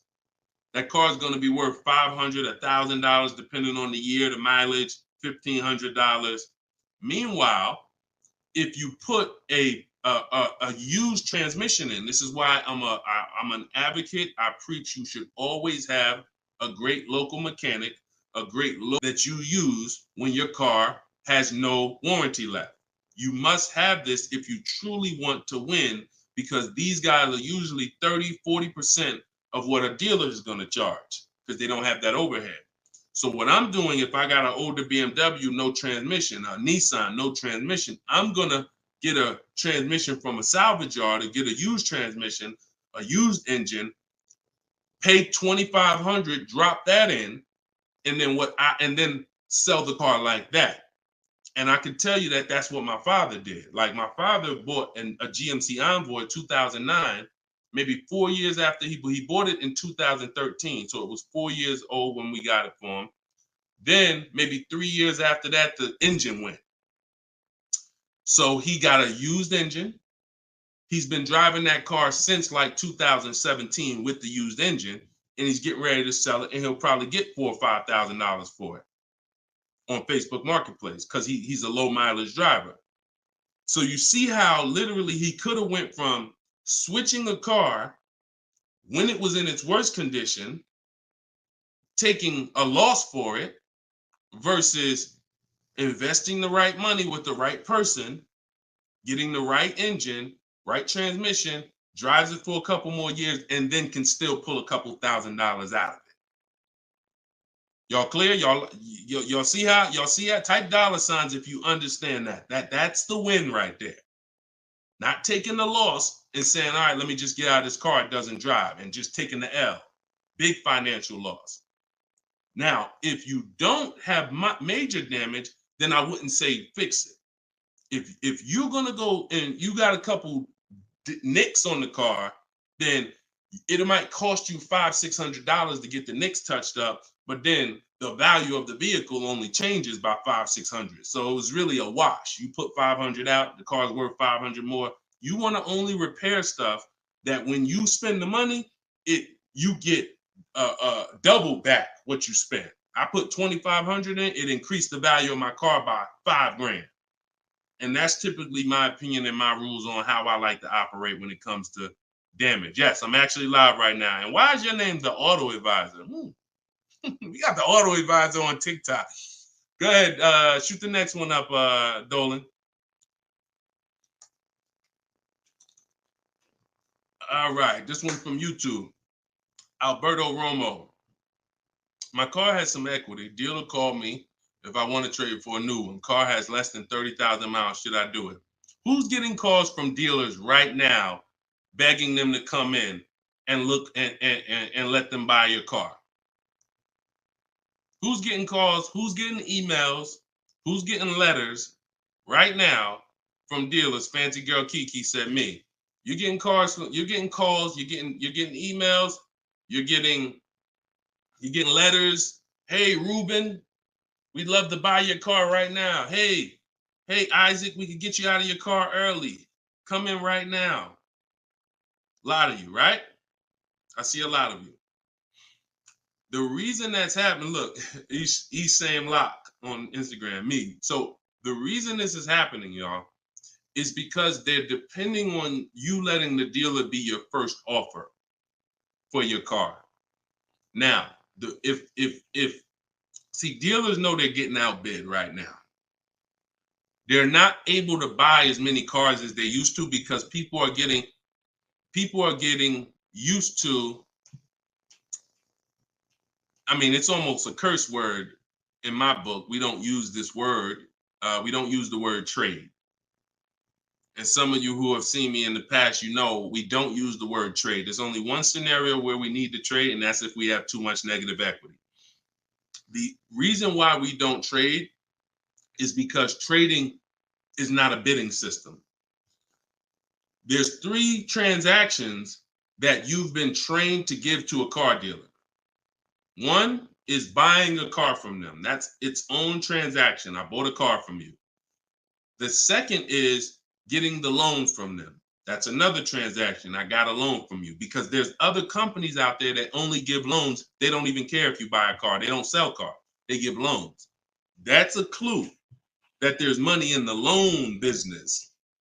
Now, the third transaction is people who want to buy your car. When you give your car to the same dealership, you gave them your old car, that's one transaction. You gave them your loan, that's another transaction. And you gave them the purchase of a new car from them. That's 3 transactions. And most times you didn't get bids on any of them. That's how you're losing money. You're probably losing $2,000 here, probably $1,500 on the loan, and then maybe another $1,000, $1,500 on your car that you gave to them. Hidden money. See, I'm not just here to teach you how to car shop from home the right way, strategically using my system. I'm also here to reveal to you the hidden money that you haven't seen in your car deals. So you got to stop doing combining transactions. That's why we don't trade. We get offers in my book, step 2. My book is 7 steps. Everything I teach is 7 steps. Those 7 steps won't change. First step is most important question. That's leasing versus buying. How many years you keep in the car? Second step is equity assessment. I need to get offers for my current car, my current lease, see if I have any equity, see if I can break even, or see if I have negative equity. Third step is deal structure. I need to find out how much this car is supposed to cost if I get a deal on it. I'm budgeting for a deal. See, we don't budget based on how much I could afford. I'm budgeting, I'm looking at a car if I'm going to lease and saying, if I'm leasing, this is what a good deal would be on this car. I'm budgeting if I'm purchasing, this is how much I'm coming up with. Watch this. Many of you go in and you've been, I only want to spend no more than $500 a month. Or hey, I only want to spend no more than $30,000. You end up spending $570. Or you end up spending $31,500. Or they say, hey, yeah, we got you to $30,000, but what about the taxes? All right, well, I guess I'll just put that on a credit card. So you end up going over budget because you shop with your max budget in mind. We never shop with our max in mind. We shop with multiple goals below our max so that we always, no matter where we land, we're under our max budget. That's step 3. Step 4, we do something called shopping, not buying. We don't mix the two with my system. Shopping is deciding what you want. Buying is step 5 when we go into the market and we start getting offers on what we want. But when you get to step 5, you're in the market getting offers. Step 6 is paperwork and protection. All that paperwork that you need to know. All right, do I need this product? Warranties, all of that is step 6. And then step 7 is delivery. So everything I'm teaching you falls under one of those 7 steps. And I'm trying to get you to use a system instead of winging it. If you don't wing it, you'll be fine. But step 2, Alberto, is the equity assessment, where you're getting offers to find out what your car is worth. You can give the dealer an opportunity later to beat it, but you need to know. That's why we don't respond to those. Hey, come on in. Let me look at your old car. Let me buy your old car. Hey, come on in. Let me see. You need to call your bank for a payoff. And you need to go to CarMax, Driveway, Carvana, Kelly's Blue Book Instant Cash Offer, AutoNation, Sell My Car, Car Guru, Sell My Car. Take you 20, 25 minutes to do your equity assessment, and you got real cash offers that you'll know if I have equity in my car, and you'll know these people can cut me a check in an hour. And now let me go prepare to shop for my replacement car because these companies already bid on my old car. Type clear if y'all are clear on that. That's the equity assessment. That's my 7-step system. That's why my book is called Cars from Home, 7 Steps to Saving Time, Money, and Avoiding Dealerships. All right. All of you could get a copy. You could get your copy for 75% off. It's normally $97, but as part of our launch, you can get it in my TikTok bio for 30 minutes for 75% off. Once the timer goes back up, once the timer expires, it's back up to $97. So get your copy before the timer runs out. Same thing with Instagram. Go to my Instagram bio. You'll have it 3 minutes and you come back to the show. And if you're on Facebook or YouTube, we got links in the comment section for you. All right. Great question, though. Look, go ahead. Shoot the next one up, Dolan. Oh, it said, this man, bro, spitting gold fire for real. I hope this isn't going over anyone's head. Me too, bro. Listen, me too. Keep that question up. Fancy girl Kiki from TikTok. But me too, bro. Like I'm sitting here, man, and I pray every day that the Lord help me to look. I want you to even see. I gotta unlearn. That's why I represent this brand. I got to unlearn. Like I have been programmed, and the people who programmed me have actually programmed me because they make more money by me staying programmed. So some of you, it's unfortunate, are not going to spend $24. You're not going to spend $24. Now, I had people get the book for $97. It's people that might be on here that say, man, I got the book before we even had this sale. $97. But some of you are not going to spend $24 to get the book. But you want to go into a 5-figure transaction. A 5-figure, $10,000, $50,000, $100,000, some of you who are buying luxury vehicles and exotics transaction. But it's something about not, and that's just unfortunate. All right, Fancy Girl Kiki from TikTok. Is it true that you can have your down payment go towards your payments? So, all right. So when we're working out our loan, again, this is still combining the loan and the purchase of the car. Because when you're actually trying to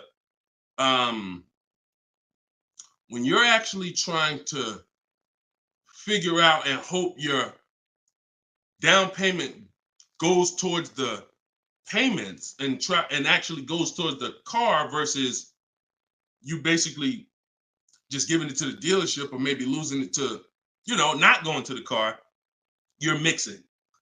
Because when we're shopping, we have loan. When you buy your car, if I'm financing, right? Give you an example. When I bought my Infinity truck, I'm shopping for the car. Once I get the car, now, and I use my perfect budget calculator. It's in my book. It's a calculator I created. See, that stuff I can't even explain on this show. I can't explain how a calculator that I created works. It's a surprise when you get there, when you read and you're like, oh, this is a calculator. I've never seen nothing like this before. I know, because I made it. And I got like 5 of them in there. So, but when you're trying to do what it does, I could tell you how to do this manually to some degree. When you got to know what you can spend. That's why we have that budgeting exercise where in order for me to be at a $450 a month payment, I can't get any more than a $22,000 loan. If I get more than a $22,000 loan, then I'm going to have more than a $450 payment. So now you might say, okay, 6 years though, because if I go 6 years on the loan, then maybe I could get like $25,000 depending on my interest rate. But I need to know how much car I can buy based on where I want my payment to be. So now once I establish that in a budget exercise, you can do that with some calculators online, try to, but you have to account for taxes. The reason why these calculators don't work well, because they're not going to account for the taxes. They're not going to account for, any down payment you want to put in, and they're not going to account for any equity you may be getting. And then they're not going to give you these goals for, all right, a 5-year loan or a 6-year loan is 2 different prices. $450 a month for 5 years is not the same as $450 a month for 6 years. If I get a car at $450 a month for 5 years, I got a better price on it than if I got it for $450 a month for 6 years. So these are the things that you kind of got to have in your budget so that all right, this is how, because it does me no good to know that I could go and spend $35,000 on a pre-approval. What does that do? How does that equate to what I can actually spend? I don't want to spend $35,000. That's a $700 a month payment. So, but once you establish the budget on how much I can spend, now you go find the car. So I'm shopping for the Infinity, and I'm shopping knowing all of these cars are within my budget. Now, when I actually get the car, now what I'm doing is going and I'm finalizing my loan and having multiple dealers, multiple banks and credit unions give me offers for my loan. Everyone can run my credit with a hard pull because I'm within the rate window where it's not going to affect my credit negatively. It's only going to weigh as one hard pull. I know you have heard, oh, don't let all these people run your credit. If you do this right, according to how you're supposed to rate shop, you can Google rate shop. In fact, I'll show you right now. I'm going to share my screen so y'all can actually see. See, it's the information you don't know that's costing you. It's the information that you don't know that is costing you. Look, if I go to Google and I type in rate shopping, Experian. Experian has a whole article. Let me know if y'all can see my screen. Hold on. Oh, wait, hold on. Entire screen. Look. So I go right here. Rate shopping. They have a whole article about how to properly rate shop.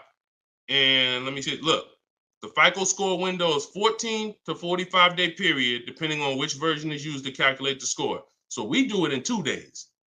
We do it in 2 days. So we don't even use the 14-day window. That's why we don't let anybody run our credit with a hard pull until after we already find our car.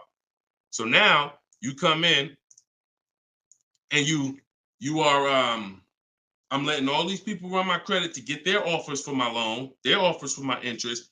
And then what I'm doing is whoever makes the best deal there, I'm calling the dealer and I'm giving the dealer an opportunity to beat it. Because the dealer has another 7, 8, 10 banks that they might, let me see if I can beat that because I like to earn the business. And that's what I call the bank bidding war blueprint. So I'm putting that when you get my book, you actually get the bank bidding war blueprint because I haven't combined it with my book yet. It's going to take me probably about 30 days to combine it into my book. So I just send the book and I send the bank bidding war blueprint. That strategy right there is called the bank bidding war. So we're not worried about if our down payment's going to go to the car, because our loan is always worked out with the bank, not with the dealership. Okay? Separate these things. When you start separating these things like I want you to, you're going to see I can't get into the same trouble I used to get into. Okay? Go ahead, shoot the next one up, Dolan. Great question. Are you even actively selling cars, or are you just selling books now? No, we're all in the education business. I haven't sold cars since 2020. TikTok, what's the best way to approach a used dealership? From home. All the marketplaces. So you don't want to, if you're shopping for a used car, you cannot afford to miss a place where a used car is. What does that mean? Car Gurus, Auto Trader, Carfax.com, CarMax.com, Carvana, Driveway, eBay Motors. There's 8 marketplaces that we use. Vroom used to be on there, but Vroom's out of business now. So, and we don't use, people will say, why don't you use Auto Tempest because it pulls inventory from all of it. We don't use a third-party site, because what it's doing is pulling, it's not going to pull all the inventory, because no one's going to give this third-party site permission to just pull all their inventory, and now people start going to the third-party site instead of coming to them. So we just go direct to the marketplaces. And then the first thing we're doing, once we know our budget and what we can spend, we're going and we're looking for our car. But we are not going, the first thing you need to do if you want to get, y'all know, like, what I'm famous for is teaching people how to get below market deals from home. Below market deals. When you're getting below market deals, you have to realize there's 2 other categories of most people paying. Some of you have been paying market value. Some of you have been paying above market value.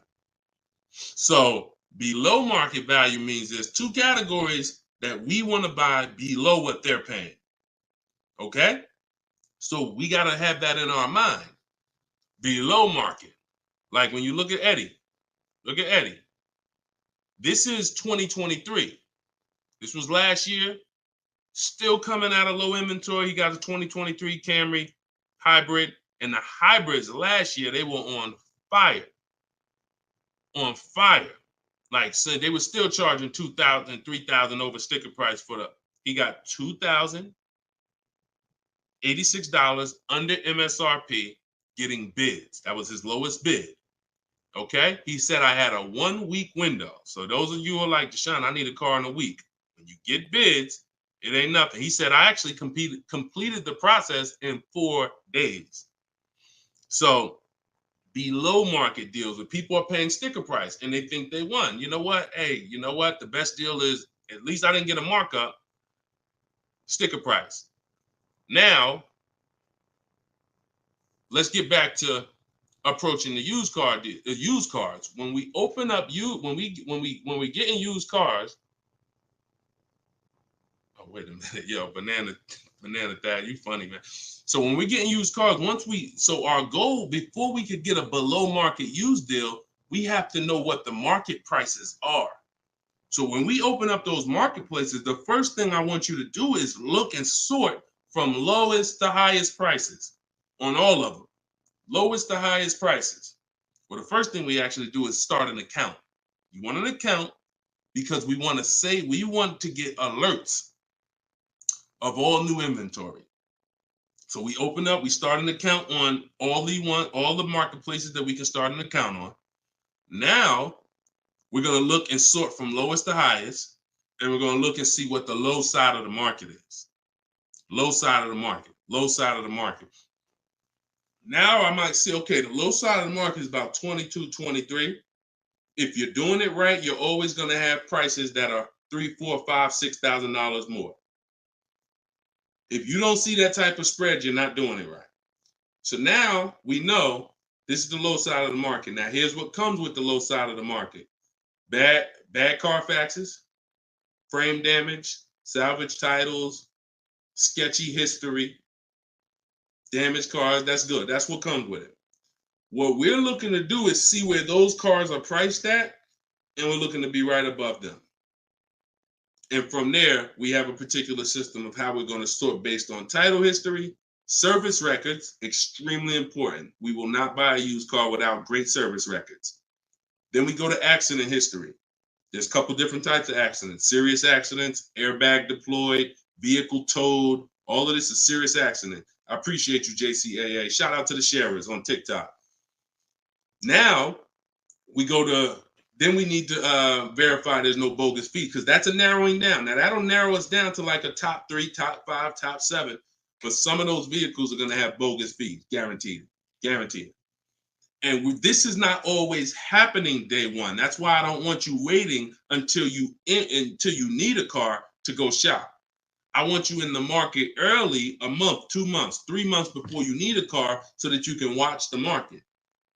And when you can watch the market, you have much more leverage. You have much more flexibility. You can say no. You can see where the price trends are, and you can get alerts. Many times, it's the alerts of the new cars that's going to be the car you take down. Because once you know the low side of the market, now you're getting alerts. Every new car that hits the market, boom, soon as it hits, I can look and see, oh, that's priced on the low side. Now I look, oh, shoot, frame damage. Oh, shoot, salvage title. Oh, shoot, whatever. And eventually one pops up and you're like, oh, good Carfax. Oh, good title history. Boom. And now we're preparing to get ready to take that car off the market. We can't test drive used cars until we're ready to buy them, though. That's the only reason we can't do 100% of our used car deals from home, ever. New car deals, we've had people throughout, use my book, in my course, 100%. Dealer delivers the car. That can happen. New cars and leases, 100%. Used cars, we can't. You must go to the dealer. You must see the car. You must drive it. And then that's when you're taking that deal across the finish line right then and there. Okay? That's a overview of what I call my multiple marketplace strategy. If you do that, you win. I mean, there's no guarantees in life. So I'm not here to guarantee, but I am here to say, you haven't had strategy. When you're using strategy and boundaries, you haven't had boundaries or strategy. You add boundaries and strategies to your car buying, 99 times out of 100, you're going to win more than you used to win. All right? Go ahead, Dolan. Shoot the next one up. Does your book teach how to sell and grow? I don't really know what that means. Sell and grow. This one's from TikTok. Do I get a discount for paying cash for a car? No. I know a lot of people told you. Who was thought you get a deal for paying cash? Type a $sign if you were taught you get a better deal for paying cash. I got the book, the cheat sheets, awesome. Service connected. Don't use the cheat sheet. If you got the book, scrap the cheat sheets. The book is the nuts and bolts. The cheat sheets is an overview. I see you though. Use it. Win. So, all right. So you got Gina VL. You got I don't want to butcher your name, so I'm not even going to try. I see you on TikTok, though. I see Cozy Boy Nesto on Instagram. Okay, Monty. So my question was, who was taught you get a better deal by paying cash? All right. Now, I said type a $sign if you've ever heard this. Now, I don't want you operating with bad information. Let me tell you where this came from. And remember what I said earlier in the show. Earlier in the show, I told you, the car business is not about you winning. If you win, great, but it's about making you think you won. And I can only make you think you won based on what you tell me you need in order to feel like you win. So if you come in and say, listen, man, I'm paying cash, man, y'all got to do something better for me. I'm not going to sit here and tell you, well, you don't get a better deal for paying cash. Now, I would tell you, listen, I'm going to be honest with you.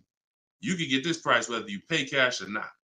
So, like, there is no, but somebody who's like not going to be willing to go and tell you that, they're going to make it look like, all right, I got to make you think that the deal I'm giving you is because you pay cash. This originated from when dealers used to finance cars. There are still people and you may be one of them, who think the dealer owns your car after you get it. That's why there are people who say if they can't afford a car, they say, man, I'm gonna get a dealer back their car. It's not their car anymore. Unless you're dealing with like a buy here, pay here place where they're actually extending the loan to you, it's not the dealer's car anymore.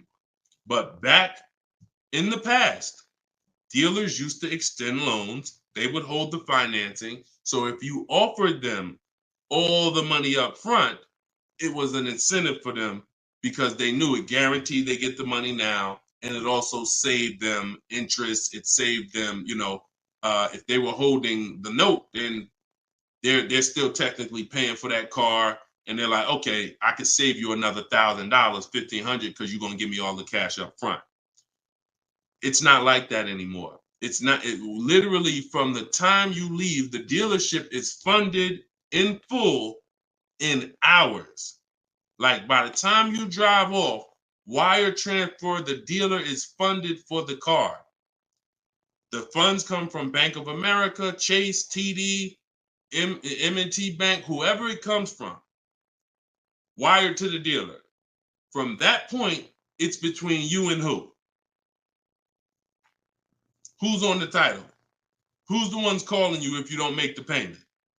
Who's the one setting up the car to be taken if you don't make the payment? It's not the dealer, right? It's the bank. So it's always between you and the bank from that point, which is why you don't get an exactly life experience. You're not getting a better deal paying cash. And that's just because that's the way it's set up. Now, the rare exception that you may see, and this doesn't happen a lot, sometimes there's like a low interest rate. Like when I was with General Motors, we might have like all right, you could get 0% interest, or you could get a $5,000 rebate. Only on a new car though. But you can't do both. So if you had somebody who could pay the cash, maybe if they save more money by taking the rebate than they would if they were to take the loan. So in which case, you're not getting a better deal because you're paying cash. It's just an incentive to, you're getting a rebate. But so those are these are very rare circumstances. So I just don't want you going in and telling you that you heard that from me. And I'm just telling you that's the truth. Like, that is the truth. And when you really look at how banking works and how dealerships work and the fact they don't own the car, you'll understand there's no incentive to you paying cash at all. And if you're not investing your cash, see, I want you to also think about what you're doing with your money. Because if you want to pay cash, God bless you. Pay cash. Interest rates are high. Put as much down as you can. Pay cash. Get the loan out of there as fast as possible. If you're paying 6, 7, 8, 10%, 12%, get the loan out of there. Pay it off or make a large down, only finance a small portion of the car. But if the rates are low, which at some point we do believe rates will be low again, or I always tell people in the bank bidding war, you got to check, see if there's any special interest rates. There might be 0%, might be 1%, 2%. So if those instances exist, there are people who your money's invested. You're getting 8% on your money. You're getting 6%. You're getting 10%. You're in real estate. You're getting 15%. It makes no financial sense to take that money that's earning money for you out and put it into a car that is going to lose money for you. That $20,000, $50,000 you put in the car is going to be worth half of that in 3, 4, 5 years. 5 years, it'll be worth half. So these are the things I talk about. I don't believe in one size fits all car advice, y'all. That's why I'm always saying it depends on this situation. If you're this type of person, if you're keeping your cars 8 years, you should be buying. If you're not keeping your cars 8 years, you should be selling. You should be leasing. A lot of people think, okay, Deshone, you talk about leasing a lot. I talk about leasing for people who are not keeping cars 8 years because they've been taught that they should still be buying. But I'm putting you in the strategy that's custom to your life versus what you've been hearing, which is people telling you, hey, do what I do. Only buy used cars, pay cash for them. Now, that's your situation. So anyway, so all of this is out my book. Cue the next question up, Dolan. We got a couple more minutes and then we'll wrap. All of this is in my new book, Cars from Home. It's called 7 Steps to Saving Time, Money, and Avoiding Dealers. Normally $97. You can get your copy for 75% off for 30 minutes. It'll be $24. And everything I teach is in there. You know, everything that my students in my video course have had, my coaching. This is the same 7-step strategy that we use to get these below market deals. And I've been showing them throughout the show. So if you just jumped on, like we've been showing these deals throughout the show. All right. Go ahead, shoot the next one up, Dolan. How can we eliminate dealer ad? Oh, we did that one. Yeah, we did that one from YouTube with the dealer add-on. This one's Dakota from YouTube. I have a Malibu Chevy, still drives good. However, the dealer's banged up as well as a few scratches. The door's banged up as well as a few scratches. I mean, if it's cosmetic, if it's banged up, I won't worry about the few scratches because the few scratches is really what's normal. And you know, people expect you to have normal wear and tear on a car. Some people think, hey, if I have a, you know, even with leasing, you're allowed to have wear and tear, a couple nicks, dings, they allow that. They don't expect you to bring the car back perfect. Same way with this. But if it's a big dent that would be an eyesore and you can get a company like Dent Wizard or something like that to come pop the dent out, then I would do that. That might be $200, but it might make a buyer pay, you know, $1,000 more for the car. Because if I come and I see the doors banged up, I probably want $1,000 off depending on what you asking. But if I come and see you done smoothed it out, now you could ask, and I'm less like, you know. So that stuff that you can put a little money in that gives you a bigger return when you go to sell a car. Okay, in my opinion. Okay, show and tell. I have the book. Is Maps Academy different? Yeah. Maps Academy is my video program. The book is the 7 steps. I have a video library that's 7 steps in video, and then Maps Academy is, you know, my video program, and I coach people. So we do these Zoom calls, so we make sure we answer questions. So I always say, get in where you fit in. You know, get in where you fit in. I don't care how you get the information. Get the information. You want to get it from my free videos on social media. You want to cycle through those. I got hundreds of them. Piece things together. Get in where you fit in. You want to be on the live show. Try to piece it together. You want to get the book. You want to be in the video library. You want to coach with me. Whatever. That's what I'm saying. It's no excuse. It's no excuse for any of you not to be getting below market deals when the information exists. And it's thousands of people that testify about me. I'm not new here. We got over 2 million followers. If I wasn't helping people, it would have been out by now. Somebody would have wrote by now, oh, this guy don't do what he said. I got thousands of people around this country, testimonials, hundreds that we done just grabbed, boom, boom, emailing us, yo, look at my deal, look at my deal. So it's just, you are just now discovering what we do.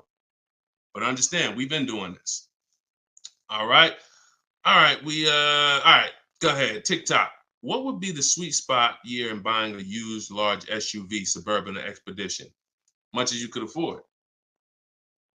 You see, so when you look at quality, this is why I like to have multiple goals. Because what I like to do is I like to have a goal, right? 5-year loan, no down payment. That's one price. 6-year loan, no down payment.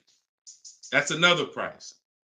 5-year loan with the money, you know, I might say, okay, if I have to, I can put $5,000 down. You know what I'm saying? Some of you, that's realistic. That's how you look at it. Man, if I have to, I got $3,000 I can put down. If I don't have to, I don't want to. That's why when you use my perfect budget calculator, which is in my book, step 3, when we're budgeting, we're deal focused budgeting. Here's what you want to know. If I want to be at $450 a month, how much is $450 on a 5-year loan, no money down? All right, that's one purchase price. Now, second tier, $450 a month, no money down, 6-year loan. I told you I pay more if I had $450 for 6 years than I $450 for 5 years. So that's the next step up. Then I say, okay, 5-year loan using my down payment money. And then my max budget would be 6-year loan using my down payment money. But understand, I'm still under my max budget. I don't care if I have to go, and then we have another step where some of you have an old car. You have an older car, you're going to be selling it. You got 3,000 equity, you got 5,000 equity. That's also in there. So then it'll be no down payment, no equity. No down payment, no equity, 6 years. Down payment, no equity. Down payment and equity. See, all of this is below my max budget. Once I do a 6-year loan, my down payment and my equity, I'm not mad because I'm still under my max. Now, if I go above that now, if I wanted to do 5 and now I'm doing 6, or if I want to do $450 a month and I'm doing $480, now I've gone above my max budget. So my system for purchasing, we use this for new cars, used cars. Anybody who's getting a loan, this is what we do. This is in my book. My calculator generates those 6 goals for you. So when we say sweet spot, my first target is that first goal. That's my first target. When I went shopping for my Infiniti, I was looking for a car under that first price. Couldn't find it. Jumped up to the next tier. Couldn't find it. Jumped up to the next tier. And it was my 4th goal is where I found this one at. But I still had like $4,000 or $5,000 more that would have kept me below my max budget. So that's how you want to do it. Shorter loans, no down payment. Longer loan that I'll take is 6 years. I never recommend anything longer than 6 years. And then we start adding those resources that we have to it. And then once we tap out at the top, that's our max budget. 6-year loan, the most down payment money. And then if I have any equity from my car, I'm putting that all into the deal. And then as long as I find a car in any of those, and that's usually like a $10,000 to $15,000 spread, depending on, how much resources you got. That's a couple $1,000s right there. So that gives you the room to bump yourself up without letting a car dealer bump you up over your budget. All right? That's why it's called the perfect budget calculator. And I invented it. All right? Praise the Lord. Listen, I appreciate y'all. We've been on for about 1 hour and 15 minutes. We do these shows live Monday, Tuesday, Thursday, and Friday. Wasn't going to do one today, but you know what? I said, it's Wednesday. Let's jump on. Let's do a live. Let's get some questions. Let's get as many as we can. But this is what we do, y'all. You could tell your friends 12 o'clock and 3 o'clock, Monday, Tuesday, Thursday, Friday. You can meet me live on any of my platforms, Facebook, TikTok, Instagram, or YouTube. And we'll be doing this live Q&A to make sure you guys get what you need to save money and get below market car deals. That is the goal. So for those of you who like Deshone, I appreciate the show, but I want everything in one spot, man. I don't want to even have to come back to this show anymore. That's all in my new book, Car Shopping. It's called Cars from Home, 7 Steps to Saving Time, Money, and Avoiding Dealerships. You can get it for 75% off in my TikTok bio. It'll be in your inbox, and everyone who gets a car, who gets a book, right when you purchase, I give you a support email. So on that last page, you'll see a support email. If for some reason I don't give the support email out to the public because people just be emailing me with questions and all that. I don't do DMs.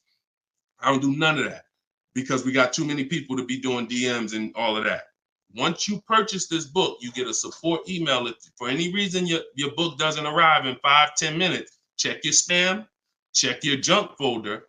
But if it's not there, then email us at support and we'll make sure we get you a copy right to you. All right. So use this information, get your book for 75% off. You won't pay the full $97 in my TikTok bio, in my Instagram bio, or in the comment section on YouTube or Facebook. We got a link in the comments for you, or you can scan the QR code. But that's what we do, y'all.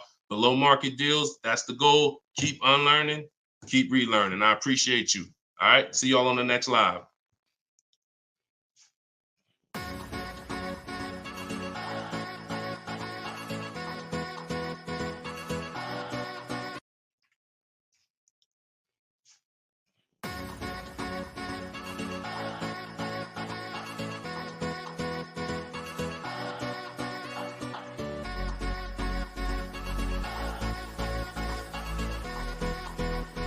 The worst possible thing you could say when you walk into a car dealership. I spent 5 years with Mercedes-Benz, 5 with General Motors, and the worst thing a person could say when they walk in is, if you could just get me to this payment, we got a deal.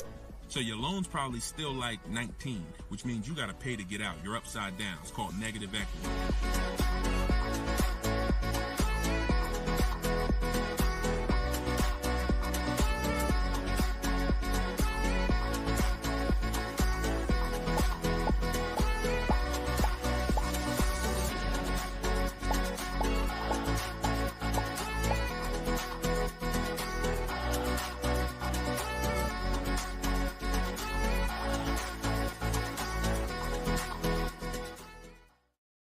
Gail, welcome everybody to episode 6 of Car Shopping Questions and Answers. I am your host, Deshone, publicly known as Deshone the Auto Advisor. We do these shows Monday, Tuesday, Thursday, and Friday live at 12 p.m. Eastern Time and 3 p.m. Eastern Time. So I know some of you may see our live rebroadcast. That's for you to tell your friends about. That's when you can't make the show. You catch the rebroadcast. But those are the times that we're live. If you don't know me, I'm the author of the digital book Cars from Home, 7 Steps to Saving Time, Money, and Avoiding Dealers. Currently rated 4.94 on Goodreads.com. So thank you to everyone who has reviewed the book, the digital book. All of you can get the copy for 75% off during the show for the next 30 minutes. You'll see when you click the link in my TikTok bio, there is a link, there's a button for you to get 75% off. So you won't pay the normal $97 price. Same thing with Instagram. And you guys on Facebook or YouTube, you can click the button in the comments and you can get your copy. So come on in, start typing your questions. We do this, we do rapid fire Q&A. I see a lot of people coming on the TikTok, and we got Dolan pulling questions. So no matter where you're watching us from, type your questions and we're going to pull them into the live show and we'll get them answered right now. All right. So I'm excited about this show. I see we're continuing to see people getting below market deals. If you don't know that the goal is for you to get below market deals, and the goal is for you to not spend more than 30 minutes in a car dealership. I spent 14 years in car dealerships. So you're not learning from somebody who's just like you. I'm just like you in that, I buy cars, I lease cars. That's the way we're similar, but I'm an insider. I'm an auto industry insider. My business for 14 years plus was in car dealerships. So start typing your questions. Let me tag everybody on Facebook and let's get down to business. Okay, whenever we get the first one, Dolan will put it up. Let me just tag my people here on Facebook. All right, there we go.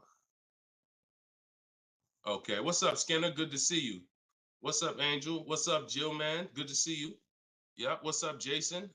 Great to see you. All right.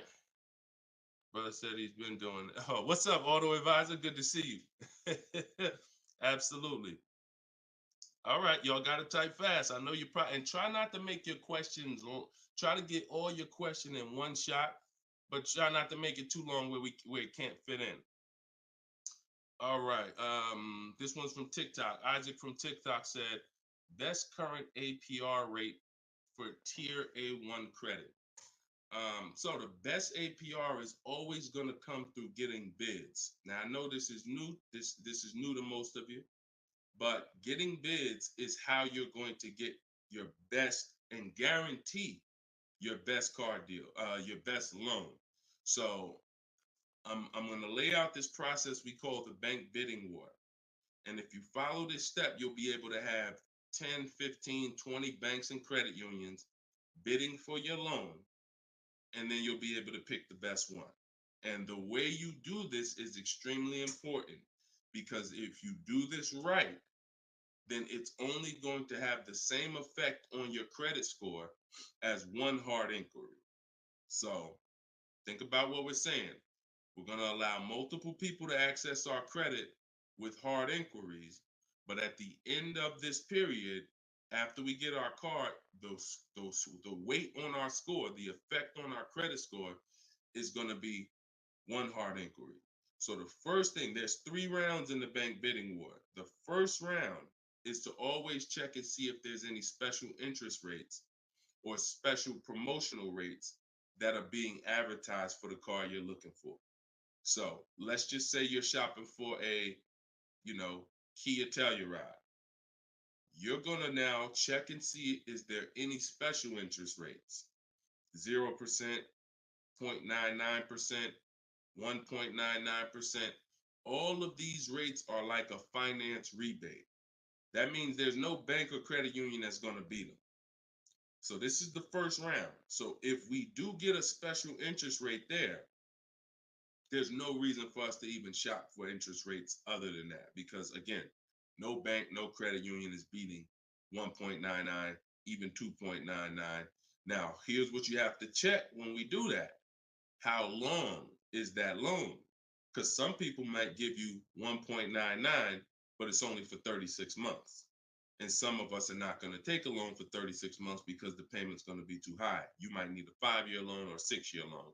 So we're not just looking for if there's a special interest rate, we're looking for what is the term. Shout out to everybody coming in. This is our Thursday, April 18th, episode 5, live car Q&A. So we're actually live right now. This isn't a rebroadcast, so you can come on in and start typing your questions. And we're talking thousands over here, not hundreds. Okay, so that's round 1 of the bank bidding war. Now, let's just say we do that and there's no special interest rates. Now we're moving on to round 2. But round 2 comes after we find our car. So once you find your car, no one has touched your credit with a hard inquiry yet. Pay attention. You have not heard me say at any time hard credit pull at all. When you're shopping for your cars, no hard credit pull. Nobody's running our credit while we're shopping. Once we find our best deal, once we find a dealer that's going to sell us the new car for the lowest price, we lock up that car, usually with a deposit, reserve it. And now what we're doing is we're telling the dealership, I'm going to take this buyer's order. You're going to get a buyer's order. You're going to come home. And now you're going to now the second round of the bank bidding war is about to start. You're going to come home. You're going to call your bank if you have one, or your credit union. This is when you're going to let them access your credit. Because if you've ever tried to actually get a bank to tell you what the interest rate would be, like a pre-approval, many of them, and if you've experienced this, I want you to type a 1, many of them will say you need to have a car first, right? If you've experienced that type of 1, you call your bank, hey, I'm trying to get a pre-approval. They're like, okay, well, we need the information on the car. And you're like, well, I'm trying to get the pre-approval so I can go get the car. So that's why we don't follow that process of getting a pre-approval beforehand. Look, Marinette, you've experienced it on Facebook. So when we look at having the buyer's order for the car that we reserved, you have everything you need now. You have everything the bank could want. And you're now going to call your bank, or if hopefully your bank and credit union has a website, you could do this all online. And you're going to get as many approvals, offers as you possibly can. In my book, I list a couple: your bank, your credit union, online banks, Lightstream, community credit union, everybody who can lend in your state, you want them bidding. This is very important because some of you haven't been trained to see. My job is to not teach you just how to buy from home and make people bid for your business. My job is to show you everyone willing to listen. If you're willing to listen, I'll show you where the hidden money is in your car deal. The money you have not been trained to see, or the money you've been trained not to look at. And the people who have trained you not to look at this money are usually the people that's making the money. So you have to see that one point. Let me give you a scenario here. Let's go to an auto loan calculator so you can see how much money is just in your car loan. Just in your car loan.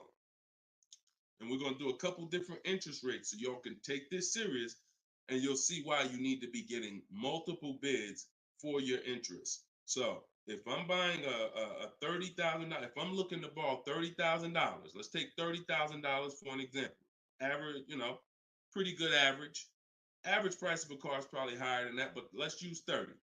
Now, if that interest rate is 5.99, total interest paid is $4,791 over the course of 5 years at 5.99. If the interest rate is 7.99, total interest paid is $64.89. That's over $2,000 difference. 2 points, $30,000 loan. Now, some of you are going to be borrowing more than that. Some of you are getting $50,000 loans.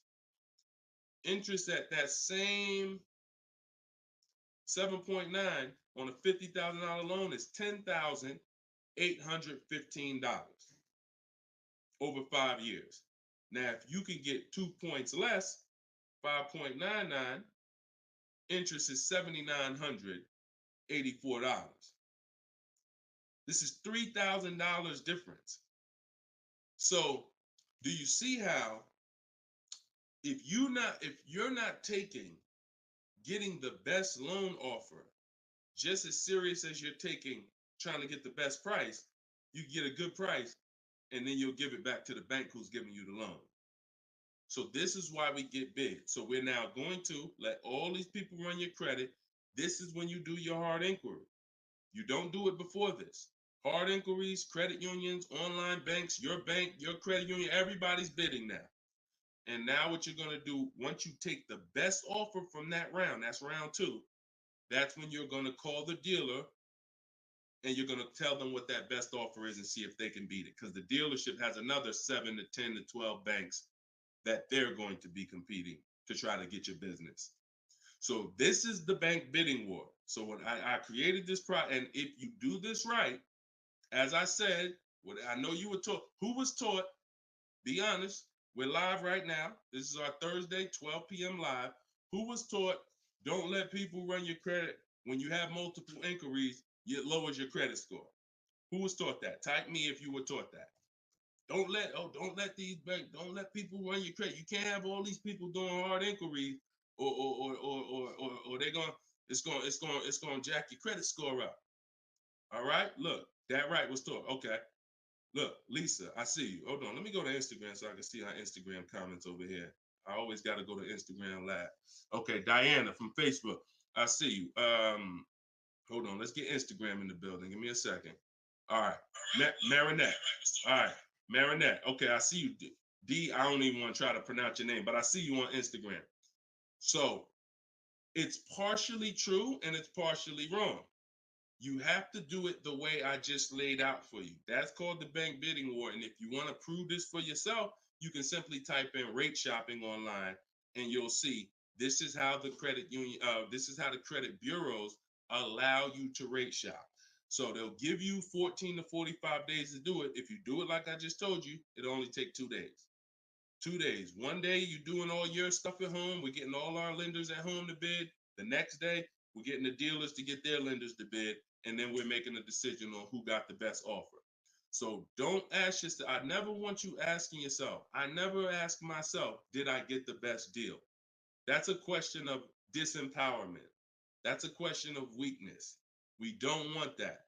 What you should be saying is, following this process, I guarantee I got the best deal because I got offers from all these banks. I can't get offers from 15, 20 banks and not guarantee I got the best rate.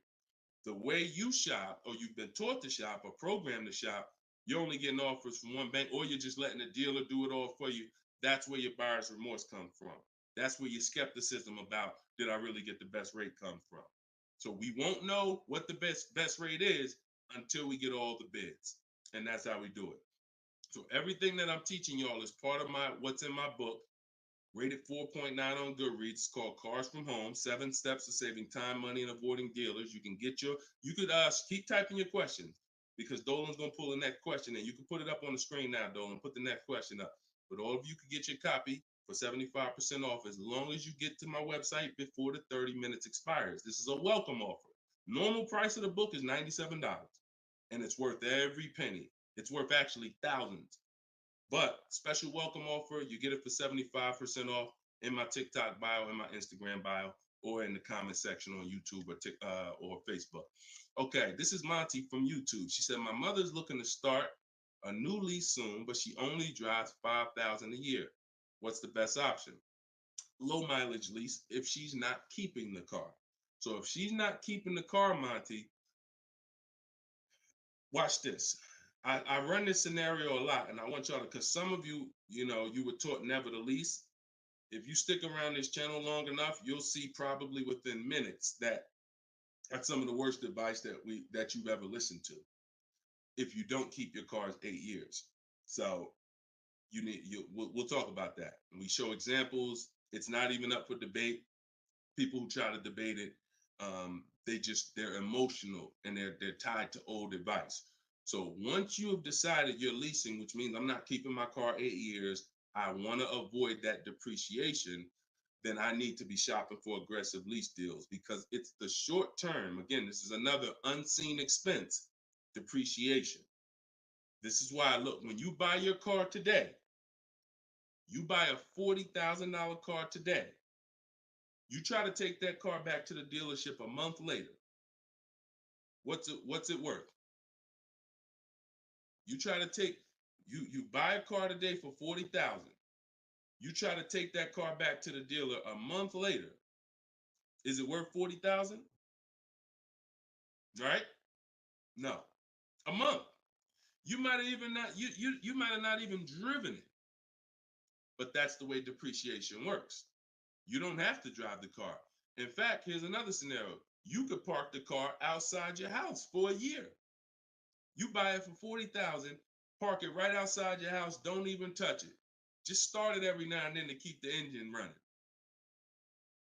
You come back a year later, that car is not worth 40,000.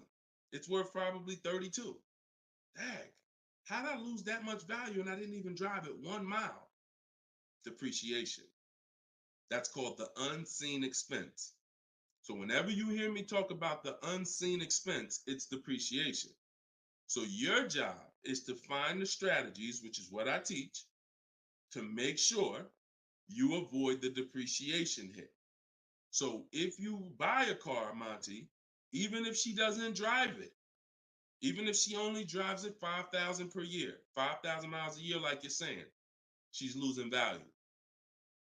And what she's doing when she replaces the car is she's hoping she could get some of that value back that she lost. It really never happens. Who understands that when you go to trade your car in, you never get what you really thought you were going to get for the car, right? Now, I'm going to ask you a question. Everyone who has a car outside that's 10 years old or more, 10 years old or more, type me in the comments. Matter of fact, let me know how many years you've had the car. That's a better one. Type how many years you've had the car.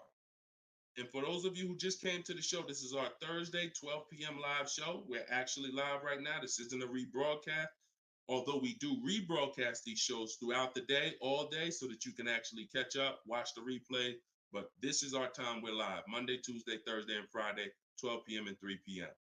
Make sure you're here. If you want to engage with us, make sure you're here. If you want to tell your friends, this is the time to be here. Okay, so we got people 11 years. Can Skin on Instagram, 11 years, 13 years. Jessica on YouTube, I see you. 6-year Jeep Wrangler. Well, I wanted to hear from people who are longer. 2018 Sakia. So, all right, 15 Tahoe. Okay, I'm talking about the people who've had a car 10 years or more. One thing about you that listen, are y'all worried about how much you're really going to get for that car? Are you overly worried about it? Most of you are going to say, no, not really. It's worth a couple thousand, but you've used most of the value. You understand that? Look, Big Meek said I got 08 4Runner on TikTok. So we understand when you have kept your car long term, I'm not concerned with resale value much because my whole goal with having this car was to use up most of the value. So that's what you do if you're a buyer. If you're not going to get to this level, This is what I'm telling you, that you are now losing because the depreciation of your car is the highest in the first 5-6 years. So in order for you to win, you have to keep that car, what I call the 8-year rule. 8 years, that's when the depreciation starts to level out, where you're not losing value like this. And so regardless of how much you're driving, that's not the key. That's not the key. Monty's mom is driving 5,000 miles a year. Who's a high mileage driver driving more than 18,000 miles a year? Type HM. I want you to know, I want to cover all the bases for this question here. Oh, what doesn't matter whether you're a high mileage driver, low mileage driver, it has nothing to do with how much you drive, because that's not what's killing you. It's the depreciation based on the time you have owned the vehicle. And if you're not keeping that car 8 years, you should be shopping for aggressive leases. Now, before we go to the next question, I'm going to show y'all an example of why it is impossible. Yes, impossible. No way, shape, form, fashion. You can get a great deal if you purchase, but you should have leased. Okay? Let's use this scenario. Let's use Frina. Let's use Frina as an example. So Zafrina, she picks up, and you can see this date. She's recent. This is just, not too long ago. So Frina gets a $65,000 Jeep Grand Cherokee. She uses my system. You can see she uses the Cars from Home system, where she gets bids, multiple bids. We get at least 5. So don't look at this price and be like, oh, Deshone, that looks incredible. Yeah, that's because we get this through bidding. You get the best price. That's what we do here. So stick around, you'll understand if you're new to the show. But she's paying $579 a month for a $65,000 Jeep Grand Cherokee. Just so we can, let me level this out for y'all. If she pulls up to someone who decided to purchase because they didn't understand leasing, or they was taught never lease, so they're going to go in, they want that same truck as her. Let's just assume they got a ridiculous, how much is a great discount on this Jeep? I want to use your numbers. Type in the comments, what do you think is a great deal, a great discount? She go in just but don't be realistic though. Somebody walk in, she going and she looking at this $65,000 Jeep. Somebody's going to purchase it though. What would be, because I want to show y'all that even at the best discount that you could name, realistic though, you're still going to lose if you purchase compared to somebody who leased. Go ahead, throw some numbers out. What's the big discount? Okay, look. All right, I'm going to make up a number because it's like, okay, 600. No, not a payment. Not a payment. I'm talking about, okay, Aux the Pro said 20%. Now, we already know saving 20% off a new car is pretty much never going to happen, right? We can agree. That's usually never going to happen, 20% off the price. Let's see how much 20% is. So 10% will be $6,500. 20% would be $13,000. So let's say they knock $13,000, an impossible discount. Someday somehow we do something never been done before. They end up getting this car for $53,000. $53,000. Every $5,000 on a loan is how much per month, y'all? Some of you know, some of you seen my videos, some of you been on the show before. Every $5,000 on a loan is about how much per month? $100. Exactly. So let's do this math now. Continuing to drive this point home that there is no way for you to get a great deal when you purchase, but you should have leased. So the same person who just got this unbelievable, never gonna happen discount of 20% off a brand new car, $53,000, what's their car payment? $53,000, car payment's about $1,050 a month. $1,050 a month for 5 years. Let's just say they take another year on the loan. They say instead of a 5-year loan, let's take a 6-year loan. $900 a month for 6 years. Freena's paying $579. Is that sinking in? Type dollar signs if that's sinking in. that, whoa, you telling me, Deshone, the same price that this person just got, and she got a ridiculous lease on it,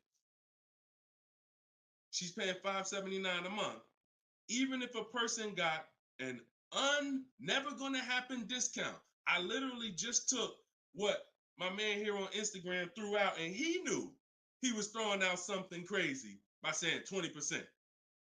Even with the 20%, payments $500 a month more than Freener got leasing it. Now let's do one more scenario here. One more. See, all of this is what I'm teaching. This is in my book. This is why the book is 4.9. Goodreads.com. Thank you to everybody who's reviewed the book, Cars from Home, 7 Steps to Saving Time, Money, and Avoiding Dealerships. One more scenario. Let's throw a used car in here. So we already looked at Freener's deal, brand new, great lease. Second, brand new, never gonna happen discount. Now let's throw a used one in there. Let's say somebody says, you know what? I'm looking for a hold on, I want to put that back up, Dolan. Let's keep that up because we're talking about this scenario. So please put Freener's deal back up on the screen, Dolan. Matter of fact, here, I got it right in front of me. All right. So we got third scenario here. Somebody now is saying, all right, I'm gonna find that truck used though. So instead of 65, good price on a used one. Let's say we find one that's like 40% off, 3 years old. Again, I'm using extremes to show y'all. So some of you are like, Deshone, if you're using extremes and it's this different, dang, I've been overpaying by not understanding leasing. Yep. I wish I had Dave Ramsey here. I wish we could get Dave Ramsey on the show.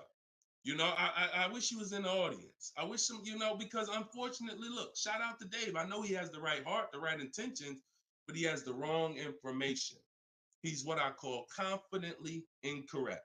That means dangerous. You're dangerous. When you're confident and incorrect, you're dangerous to yourself and others. So now, used car, somebody gets this car, they knock 40% off the price, and they get one for like $40,000. $65,000 truck. I got one 3 years old. I paid $40 for it. Every $5,000 we just said is about $100 a month. 40 payments, $800. You take a 6-year loan, payments $725. On a used one, we're no longer even talking apples to apples with the vehicle. On a used one, $579 Freener's paying, $725 for a 6-year loan on a used one, 3 years old, 1 year on the warranty left. Then you're on your own. $1,000 a month to buy a brand new one.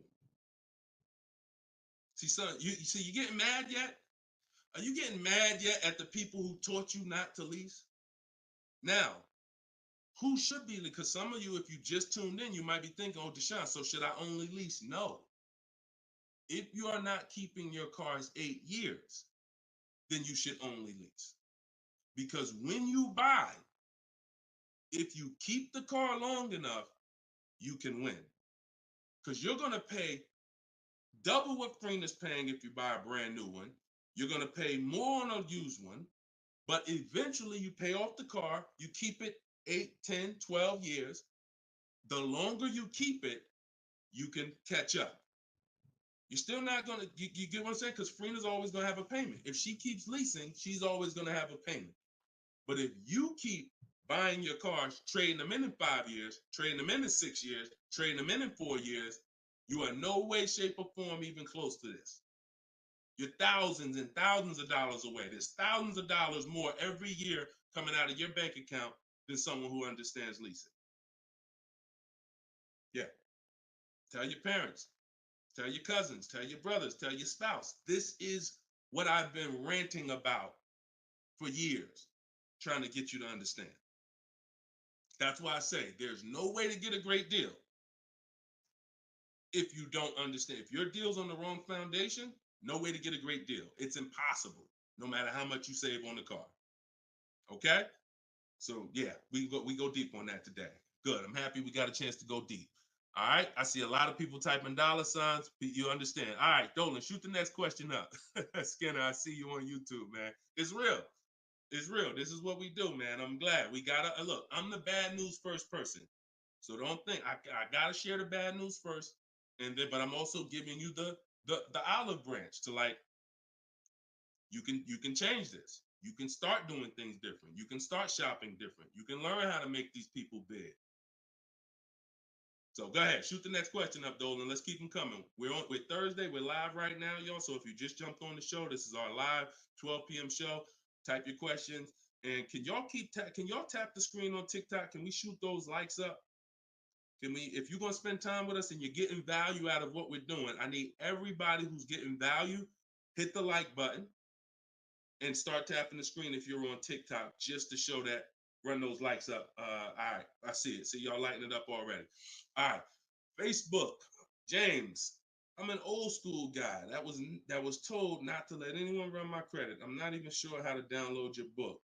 Maybe you could walk us old timers through the process of downloading it. Unfortunately, I teach an online system. I'll be the first one to tell you my system's online. My system's right here in front of a computer. I've worked personally with probably 1,600 people personally in my coaching program since 2021. They got to know how to use a computer. I've had older people who get their children, who get their grandchildren come because and sorry y'all, my eyes are watering. I got a little something trying to jump on me, but we good. But I would be lying to you if I told you this isn't based on because we use copy and paste systems. You're sending emails. So that's one thing I can say. I wish I could, tell you otherwise, but if you want to use what I teach, I mean, now I've had people who get their grandchildren or get their children because my system to get great deals only takes 90 minutes. It only takes 90 minutes. That's why when you go to the page and you see my book, a lot of you are going to see the first thing I say on my website is this will teach you how to get below market deals in as quick as 48 hours.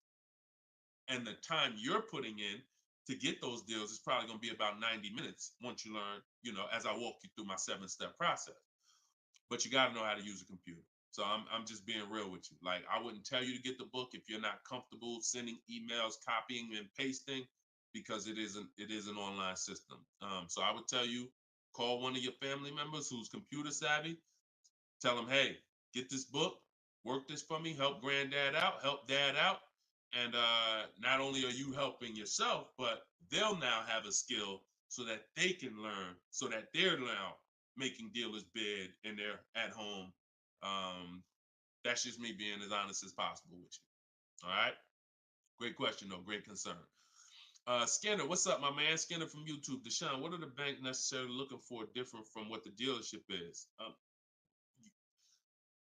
Banks want to lend.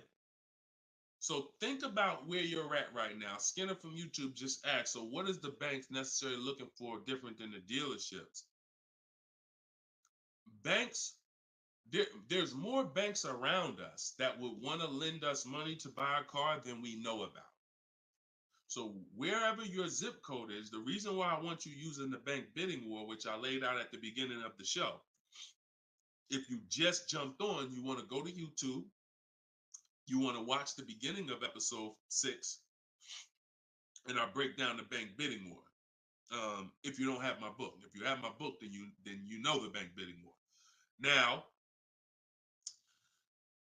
it's about letting the people who want to bid, because the dealers, here's the difference. It's your positioning. When a dealer knows you don't have any leverage, you haven't shopped bank offers, you're basically waiting for them to tell you what their bank said. Here's usually the conversation. What is the most interest? What is the highest rate you think they'll take? What is the highest rate that we can actually get them? And it might be 6.2, but at 6.2, we make some nice money on the loan. But that's not the best I could do. But I'm not going to give them the best I could do, because what sense does that make? I'm going to give you the most you're willing to pay. So if I go out and say, look, we got you 6.2, your payment's this. If you don't fight them, then that's what's going to happen. But when you have offers, now what you're doing is calling them and saying, look, I got 5.79 from my credit union, or 5.79 from this online bank. If you could beat it, then I'll give you the business. Not only does this make for a good relationship because you're giving them the opportunity versus saying, oh, I'm not letting you get the opportunity. This person has 7, 10 banks. You give them an opportunity, and this is how you guarantee the best rate. So it's not about they're looking for anything different. It's about positioning yourself so that the dealer is now trying to beat the rate you got versus what I just laid out 60 seconds ago when you don't have a rate in the conversation they're having. Leverage. Leverage. All right, that's the difference. One gives you major leverage to guarantee you're getting the best offer.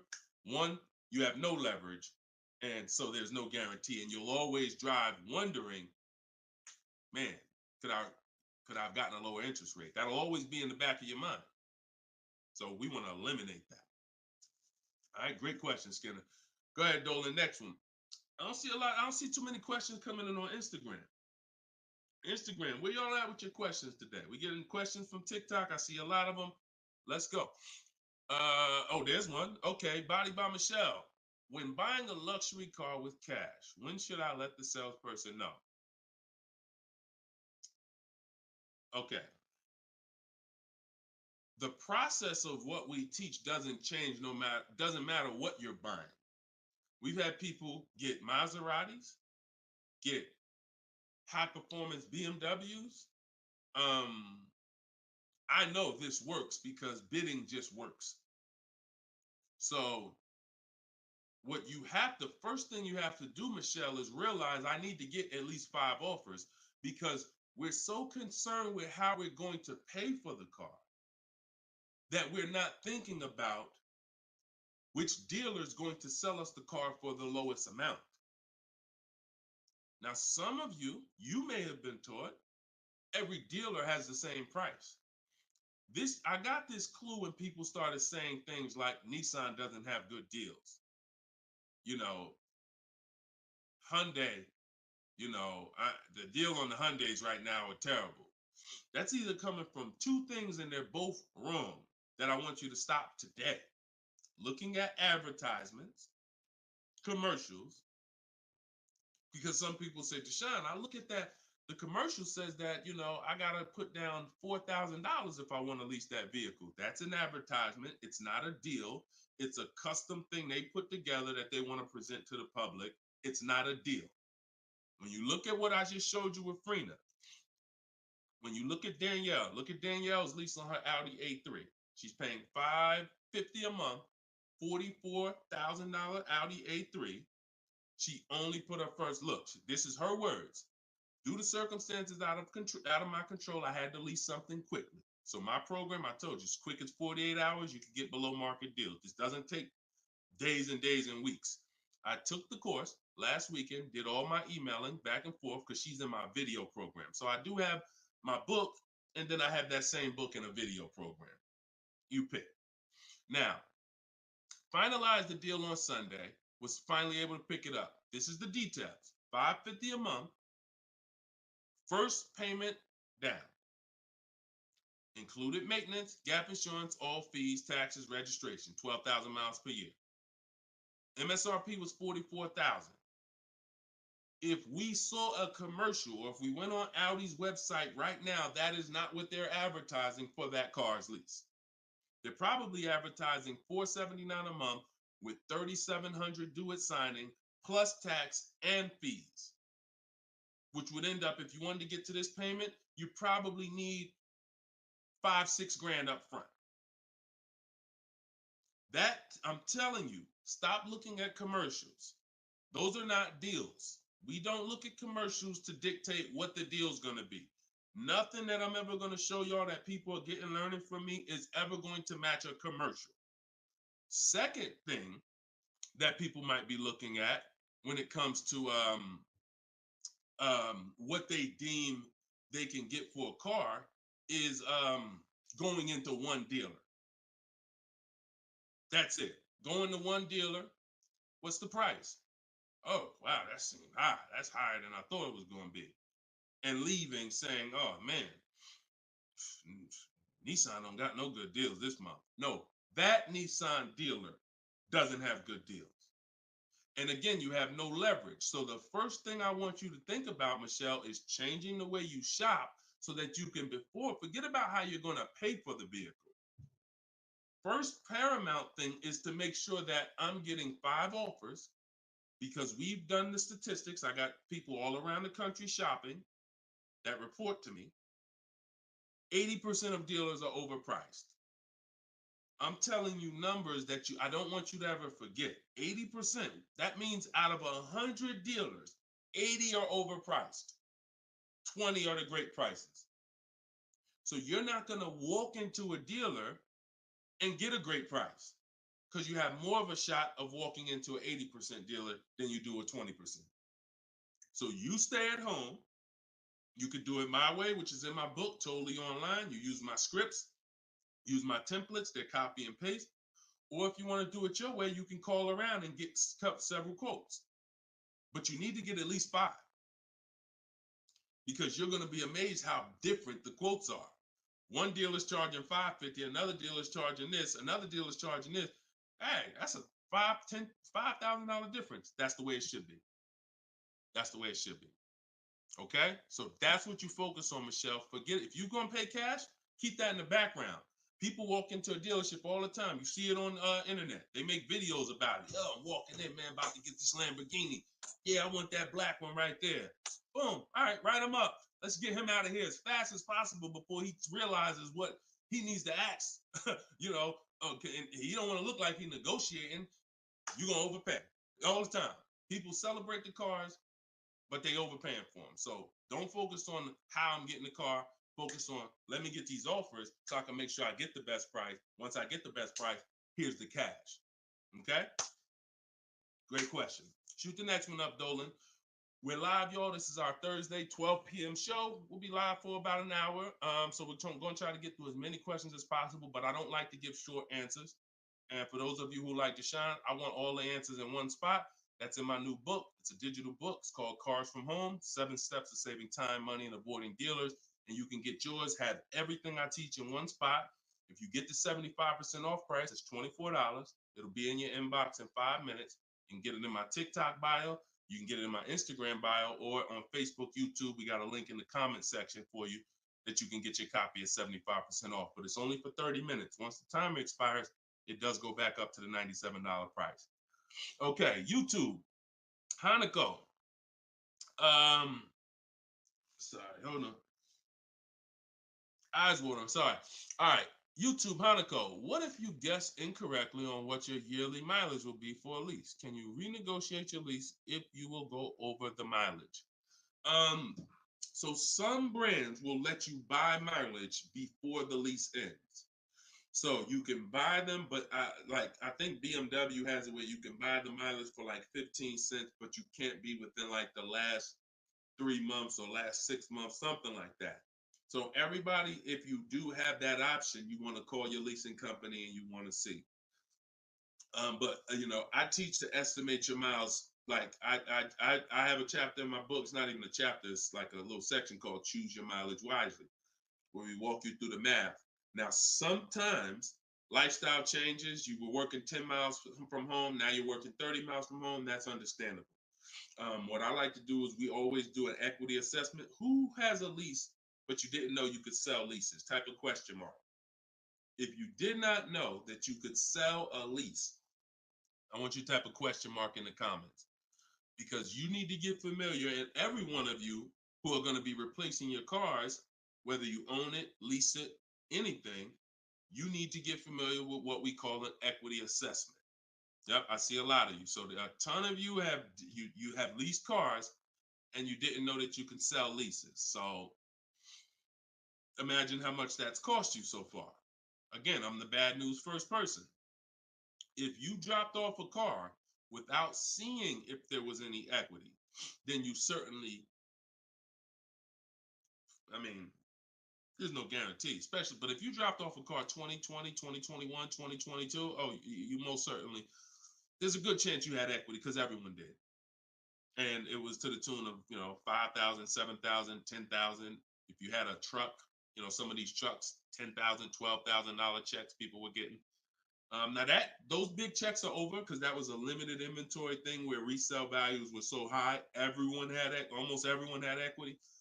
But you need to make sure you're not leaving 1,000, 2,000, 3,000 on the table in this market. In a normal market, we always do an equity assessment. So if you're going over your miles, you want to do an equity assessment to see if you can sell it. Because if you sell it, you're out of it, and you can just go lease a new vehicle. But so the equity assessment is you call your bank, you get your payoff. You go, once you have your payoff, you want to ask them. It's only for leases. The second question is only for leases. Do I have a third-party restriction? If they say yes, you just need to make a note of that. If you don't have a third-party restriction, and there's several brands that don't, Chase, Toyota, Mazda, there's still a couple leases out there that don't have third-party restrictions, then you're going to go and you can sell to any of the online bidders, highest bidders. You get all these offers. And look, let me be clear on when you should be doing this. Before you ever think about shopping for a car, you gotta take care of your equity. You shouldn't be shopping for a car and then saying, all right, now let me check and see what equity I got. Because now if you don't, you need to know that up front, because if you have $3,000, $4,000 of equity, that matters going into your budget. Maybe you want to apply it to your next deal. Maybe you want to put it in your bank account, but you need to know about it early. That's why it's the second step in my system. I got 7 steps. Equity assessment is the second step. As soon as you think about getting a new car, your first question should be buy or lease. Should I buy or lease? That means, am I keeping the car 8 years or not? And then the second thing is equity assessment, because that's going to tell you your positioning with your current car.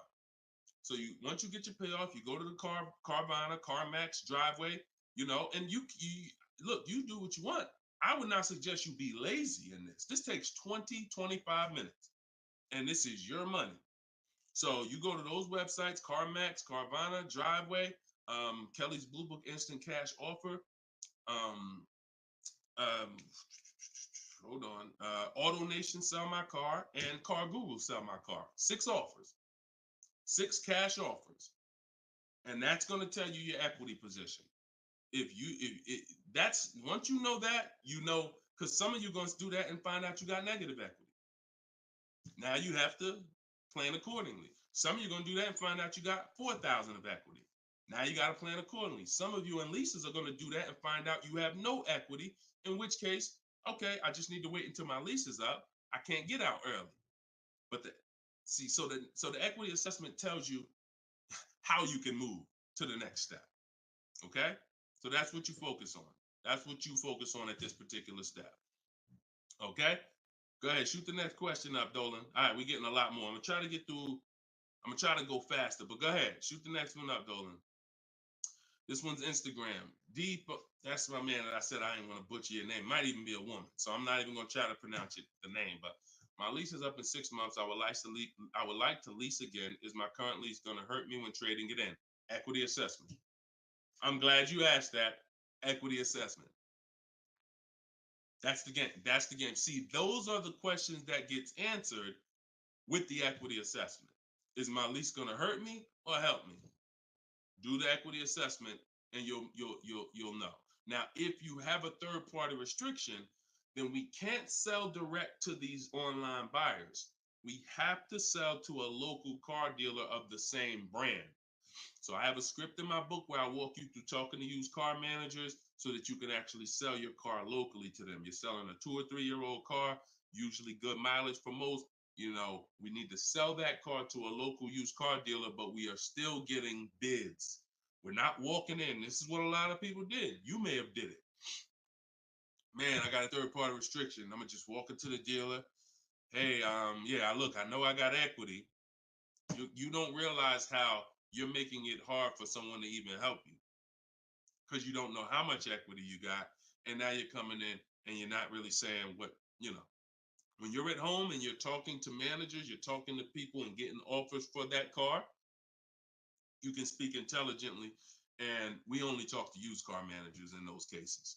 But that's only if you have a third party restriction because some people, another thing they were doing is buying their cars and then turning around and reselling them. Reason I never do that is because and nobody who's listened to me even throughout the pandemic, I don't think we had one person do that, is because when you buy, you pay taxes, you pay fees. So yeah, if I had 5,000 in equity and then I buy the car and resell it and then I pay 4,000 in taxes and fees, by the time the title gets to me and all of that, I might break even. When we sell direct to a used car manager, a local dealership, we don't pay those fees. So although they might not pay, they're not going to pay as much as CarMax, Driveway, and any of these online bidders, we still get offers from them because we don't have to. They're not going to pay those fees. We're not. Those fees aren't going to come out of our profit. Okay. Equity assessment. Again, D. I'm gonna just call you D. Go ahead. Next question, Dolan. Exactly. Exactly. Auto advisor. Equity assessment. How'd you come up with the auto advisor?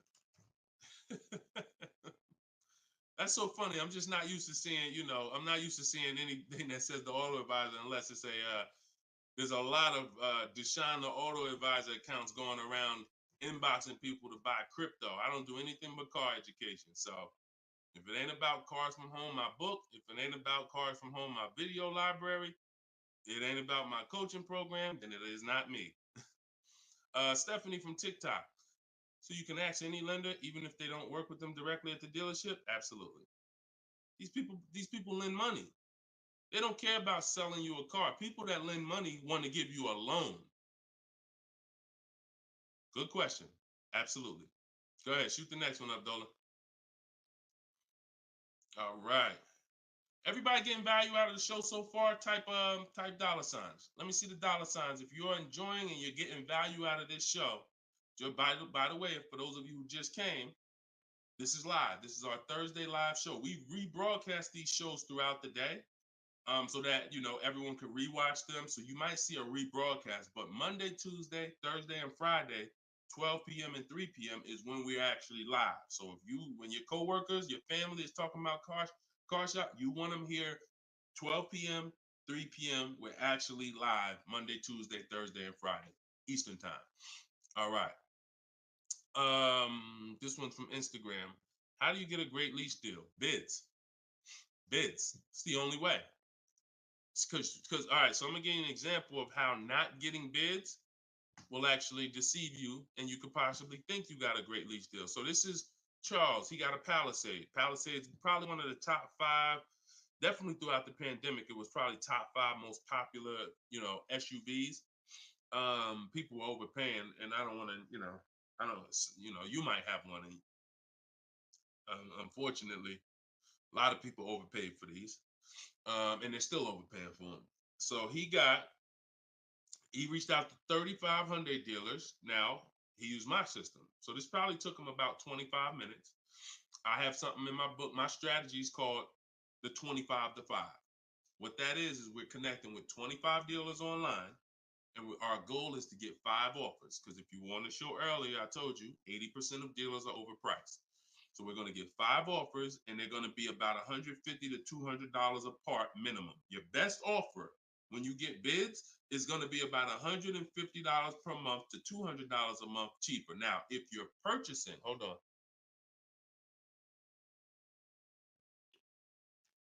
All right. Now, if you're purchasing, you're going to see, for those of you who are buying new cars, because we have several people that do that, you're going to see that there's about a $5,000 difference minimum between your best offer and your worst offer. So let's say I was buying this Palisade. When I get my bids, my best offer to my worst offer is going to be close to $5,000 difference. That's when you know you're doing it right. because we get below market car deals. Some people get market value car deals. Some people pay above market value car deals. Depends on the skills they have. So he got bids. He did this, used my system. Took him probably 30 minutes to reach out to 35 dealers, maybe 25 minutes. And he got 10 quotes. Offers range from 1.23 to 1.66. Now, that's what that's what I'm telling you. The 1.26 lease that he ended up getting a 1.23 because we always send a counter offer. I have a calculator in my book where you put it in. We must send a calculator. We must send a calculator. We must send a counter offer. So he ended up closing the deal at 1.23, all online. Never spoke to the dealer until he was ready to lock up the deal. But see the difference, 1.23 to 1.66. That means he's looking at offers. His best offer was $597 on a $48,000 Hyundai Palisade. His worst offer at 1.66, that same 1.66 divided into 48,500. Hold on. 1.66 times 48,500 would be about 700, 900, call it $800. So he's getting offers. That's when you know you've done it right. So to answer your question, Tobo, how do you get great lease deals? Bids. It's the only way. It's the only way. So his best offer is $597. The worst offer he saw out of all of them, he got 10 of them, was $800. Same vehicle. 80% of dealers are overpriced. Okay? Must get bids if you want to get deals like this. Only way. All right? Shoot the next one up. Now, look, hold on real quick. I want to say one more quick thing. Until you get bids and you have enough bids, you might think you got the best deal, but you just don't know what the best deal is. See, you're going off your gut. If you're going off your gut, look at Kimberly. Kimberly saved $20,000 on her Maserati. It's a $91,000 vehicle. She posted, the one she ended up getting was 91 because a dealer near her ended up beating this offer she had, but it was an $86,961 Maserati. They offered it to her for $66,261. So they're taking 20 grand off. But she had offers that were 10 grand off. She had offers that was 12 grand and 8 grand. And if she would have tried to assume, well, dang, 8,000, that feels good. I mean, shoot, brand new Maserati, taking 8,000 off. That gotta be a deal. See how much money she would have left on the table? See how much money she would have left on the table? So we cannot assume. We get multiple offers. We look at the lowest one. That's how we guarantee. All right? Go ahead. Shoot the next one up, Dolan. Great questions today. Great questions. Let's go. All right. We got Emo on YouTube. I test drove an MD. I'm test driving an MDX soon. Okay. I test drove an MDX as soon as we finished. They tried to get me to run my credit. I told them I'm shopping dealerships, didn't like it, so the manager came in the office and tried it. No again. 100%. You look, y'all. If you don't have a plan, you're under someone else's plan. You follow me? I'm gonna say that again. If you got a light bulb emoji, type a light bulb emoji, type a gym emoji. Remember this. If anytime you don't have a plan, you will be subject to someone who has a plan. And there's nobody that has a plan like car salespeople. We know what we're doing. We are not trained in much. We're not trained in finance like we should be. We're not trained in buying versus leasing like we should be. We're not trained in resale values like we should be. We're not trained in insurance products like we should be. There's more insurances to consider with a car than there is a house. Kid you not. Extended warranty, that's an insurance policy. You might use it, you might not. Tire and wheel, that's an insurance policy. Gap insurance. You have auto insurance. There's multiple insurances that you need to consider in this business, when you're buying a car, when you're leasing a car. We're not trained in none of that like we should be. But what we are trained in is how to make sure we have enough information to sell you what we want to sell you. And so if you don't have, and the least, the people with the least integrity, they are certainly going to try to pin you down with the credit check. Can't give you a credit. I can't give you a quote without your credit. Come in. I need you to be here. When can you come? First question they ask, you all right? Who's getting phone calls from dealers right now? Raise your hand and type me if you're getting phone calls from dealers right now for any reason. Bring your car in early. Hey, your lease is almost up. Hey, I saw that we can get you in a new car. We can keep your payment the same. Look, nobody's business. If you're getting phone calls from dealers right now, type me in the comment. Look, Skinner said they blowing me up. So understand the reason why they're doing that is because they want to pin you down. It's just come on in. When can you come in? When I can come in, I get you to talk. Numbers in here, it means you're pinned down. You cannot do this. You're losing all your leverage. So that's why I'm telling you, you're going to shop with a plan if you're following what I'm telling you, if you're following what I teach. Some of you have my book already. Shout out to those who have my book. We're rated 4.9 on Goodreads.com. Appreciate everybody who's reviewed the book. You can get yours for 75% off. It's normally $97, but in my TikTok bio, 30 minutes only, you can get it for 75% off. Instagram bio is $24 if you get the deal in the comment section. But you must have a plan because they have a plan and you don't know who you're dealing with. So that's all I can tell you. But I'm glad you stuck to the guns. Even under the pressure, you didn't let them run your credit. You stuck to the guns. Way to go. All right, go ahead, Dolan. This one's from TikTok. Better to buy used or new? Planning to keep longer than 8 years. Thank you for all that information. Let me know you understand the 8-year rule. I appreciate you. That's a matter of, okay, so if I'm buying to keep more than 8 years, right? Only question between new or used is a question of budget. Can you get everything you want and need in a new car for your budget?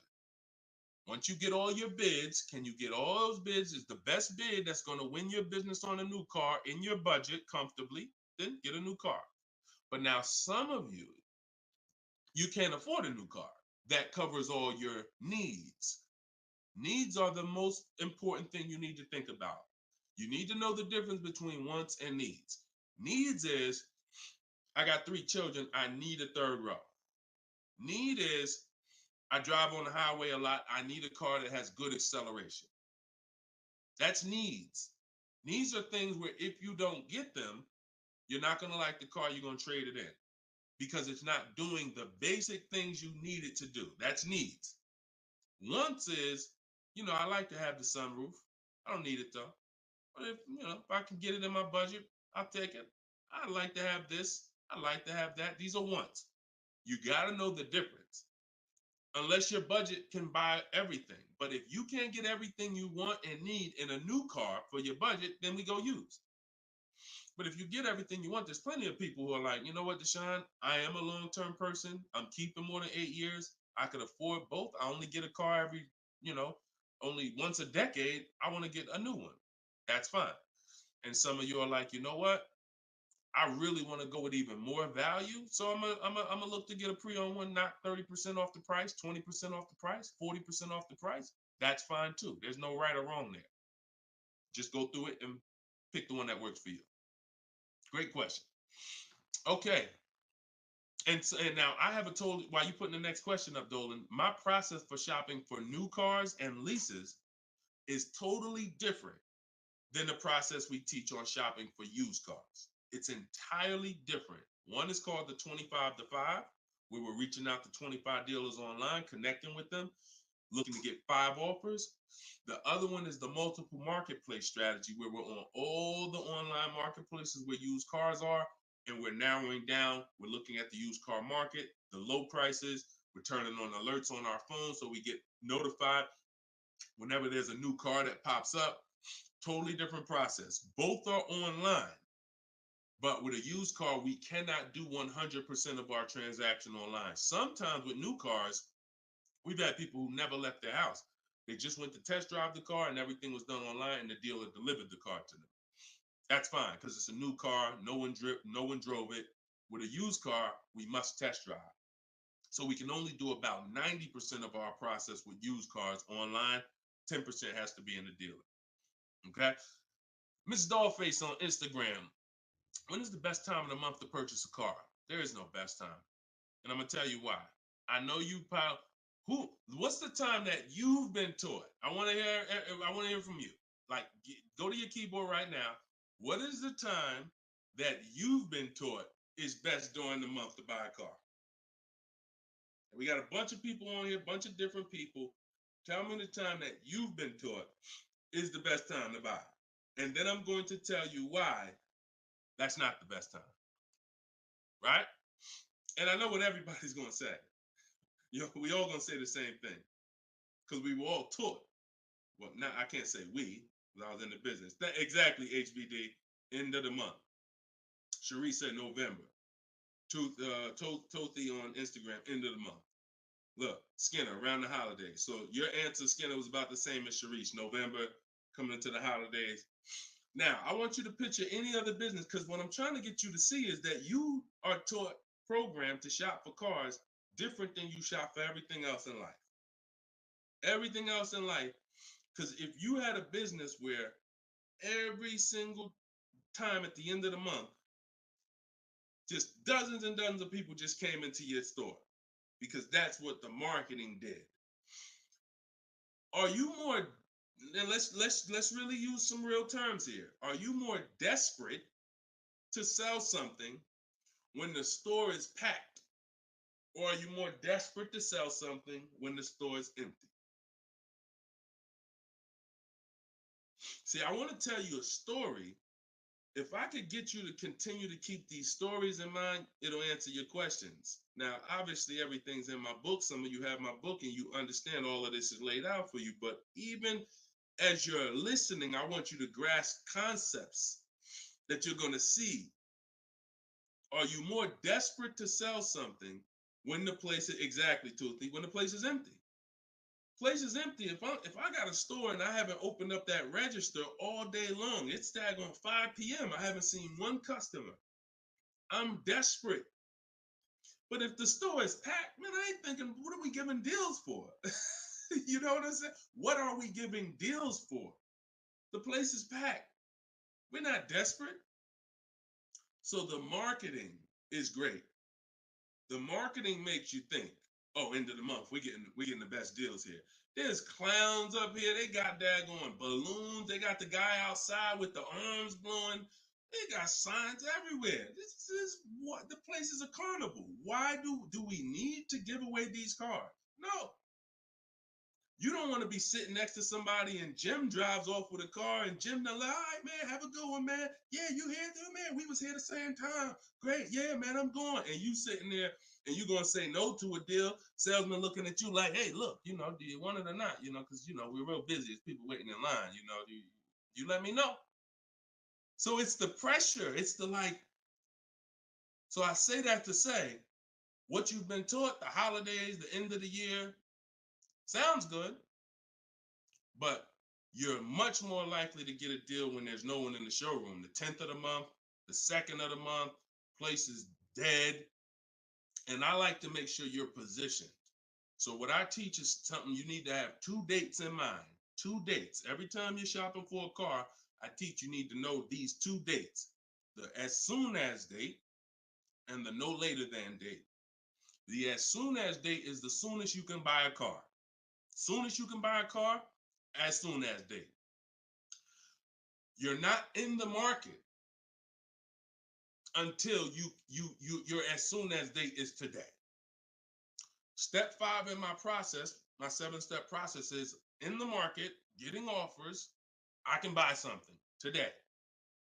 That's my as soon as date. My no later than date is my deadline. Now you have to know these 2 because the time in between is your leverage. So let's just say my as soon as date is today. I can start looking at offers. But my no later than date, I got 2 months. 2 months. I need to have a car by this time, 2 months from now. That's my deadline. I got all that time in between to say no. I got all that time in between that. When I'm contacting dealers, when I'm looking at inventory, I can look at trends. I can see are the prices dropping. I can have alerts on my phone, getting access to the new inventory. This is our process. So some of you are like, Deshone, I need a car in a week. Well, you still have a as soon as date and a no later than date. 3 days, soon as date, no later than, doesn't matter. So you have to know these 2 dates because in between is your leverage, which is why I don't want you emergency shopping unless it's an emergency. Okay? I don't want you emergency shopping. Don't get into the habit, don't stay in the habit of emergency shopping. Oh, I'm gonna put it off to the last minute, and then, oh, I gotta go into the dealership. Oh, I need a car this week. All of that is working against you. Now, if you can still get, in fact, when you go to my website for my book, you'll see it says below market deals in as quick as 48 hours. But the more time you have, the more time you have to say no. Programs change every month. You see deals change, lease programs change, rebates change. And so when you have inventory changes, so if you're looking for a black or blue car, all these dealers don't have one right now, but they got one coming next month. You can, that's fair game for you because you have time. So these are all the benefits of getting in the market 3 months early and learning how to look at the deals. If there's a great deal now, we jump on it. If there's not, okay, I'll look next month. And that's what I did when I got my mother's lease on her Mazda CX-5. October, I was looking at the deals. I didn't like them. Got all my offers. I said I didn't like them. Now, the great thing is I made contact with all these dealers. So they know. Now I'm following up next month. Hey, just checking in. How's the deals looking for this month? November, didn't like them. 3rd month, December, got the deal I liked. Wrapped it up. So don't always think time is an asset. Time is an asset. Now, if it's an emergency, that's fine. We got to get a below market deal. We only got a week to do it. That's fine. You better have a strategy. But if you have the luxury of time, we use that to our advantage. So I wouldn't say there's a best time of the month to purchase a car. But if you're in the market and you're positioned, here's another thing you're positioned for. Every now and then we come into the dealership. When I was at Mercedes, when I was with General Motors, it happens all the time throughout the year. It could happen on the 10th of the month. It could happen on the 12th of the month. It could happen on the 8th. We don't know when this is going to happen, but this is the conversation I'm about to give you a behind the scenes look of exactly what happens and why I want you to be positioned. We come in and look at the numbers on the board. Sales manager looks and says, man, we got 20 cars sold for the month. We are way behind our objective. All right, listen, call everybody anybody you got, anybody that's real, anybody that's a real buyer, call them. We're not turning down any serious offer today. You want to be the person that's positioned. Hey, Jackie, and they're usually emailing us because we don't talk to, nothing that we do requires talking to salespeople. So they be email, hey Jackie, hey, it's Ray over at such and such. Were you still looking for that car? Have you found it yet? No, okay, I know the quote I gave you before was $550. I know you wanted to be here, but my manager said, listen, we'll take any offer today. We really want to move a car. See, you were taught that only happens at the end of the month. It doesn't. You got to be positioned. You got to be positioned. And so that's the luxury of time. So this is what it is, y'all. I want you shopping with a strategy. This is what I want you shopping with. All of this is in my new book, Cars from Home, 7 Steps to Saving Time, Money, and Avoiding Dealerships. Learning the science of making dealers and banks bid for your business while you sit at home, getting below market car deals in under 90 minutes. And you can get your copy for 75% off in my TikTok bio, in my Instagram bio, or you can click in the comment section on YouTube and Facebook. We got a comment pinned for you guys. Or if you're watching us on TV, you can scan that QR code with your phone. Get your copy, use it, use everything in it. I walk you through everything in there. Leasing is in there step by step. Purchasing new cars in there step by step. Purchasing used cars step by step. High mileage drivers, I got 2 strategies for you. If you're a short-term high mileage driver, everything's in there step by step. If you have credit issues, I walk you through step by step. So get your copy. We are back live for episode 7 at 3 p.m. And we'll, like I said, this is not a rebroadcast. We do these live shows Monday, Tuesday, Thursday, and Friday, 12 p.m. and 3 p.m. So we'll be back for our next segment in a little bit if you want to join us. If not, tell your friends about us, and we look forward to it. We always look forward to the people who are ready to change their life, empower themselves, stop shopping like desperate victims, begging people to help you, begging people to give you a car, begging people to help you. Please, can I get no money down? Going in with wrong information. Down payments are illegal. All of this stuff that is just totally terrible. It's no other way to put it. It's just terrible. I want y'all shopping different. I want you empowered. I want you in control. I want you leaving a dealership guaranteeing I got the best price. Sending me email, Deshone, look at this deal I just got. I got all these offers. Look at this used car I just got. I got 40% off the brand new price. That's what I want you emailing me. Empowered, and that's what we're going to get to. God bless y'all. I'll see y'all on the next segment. Shout out to everybody that joined.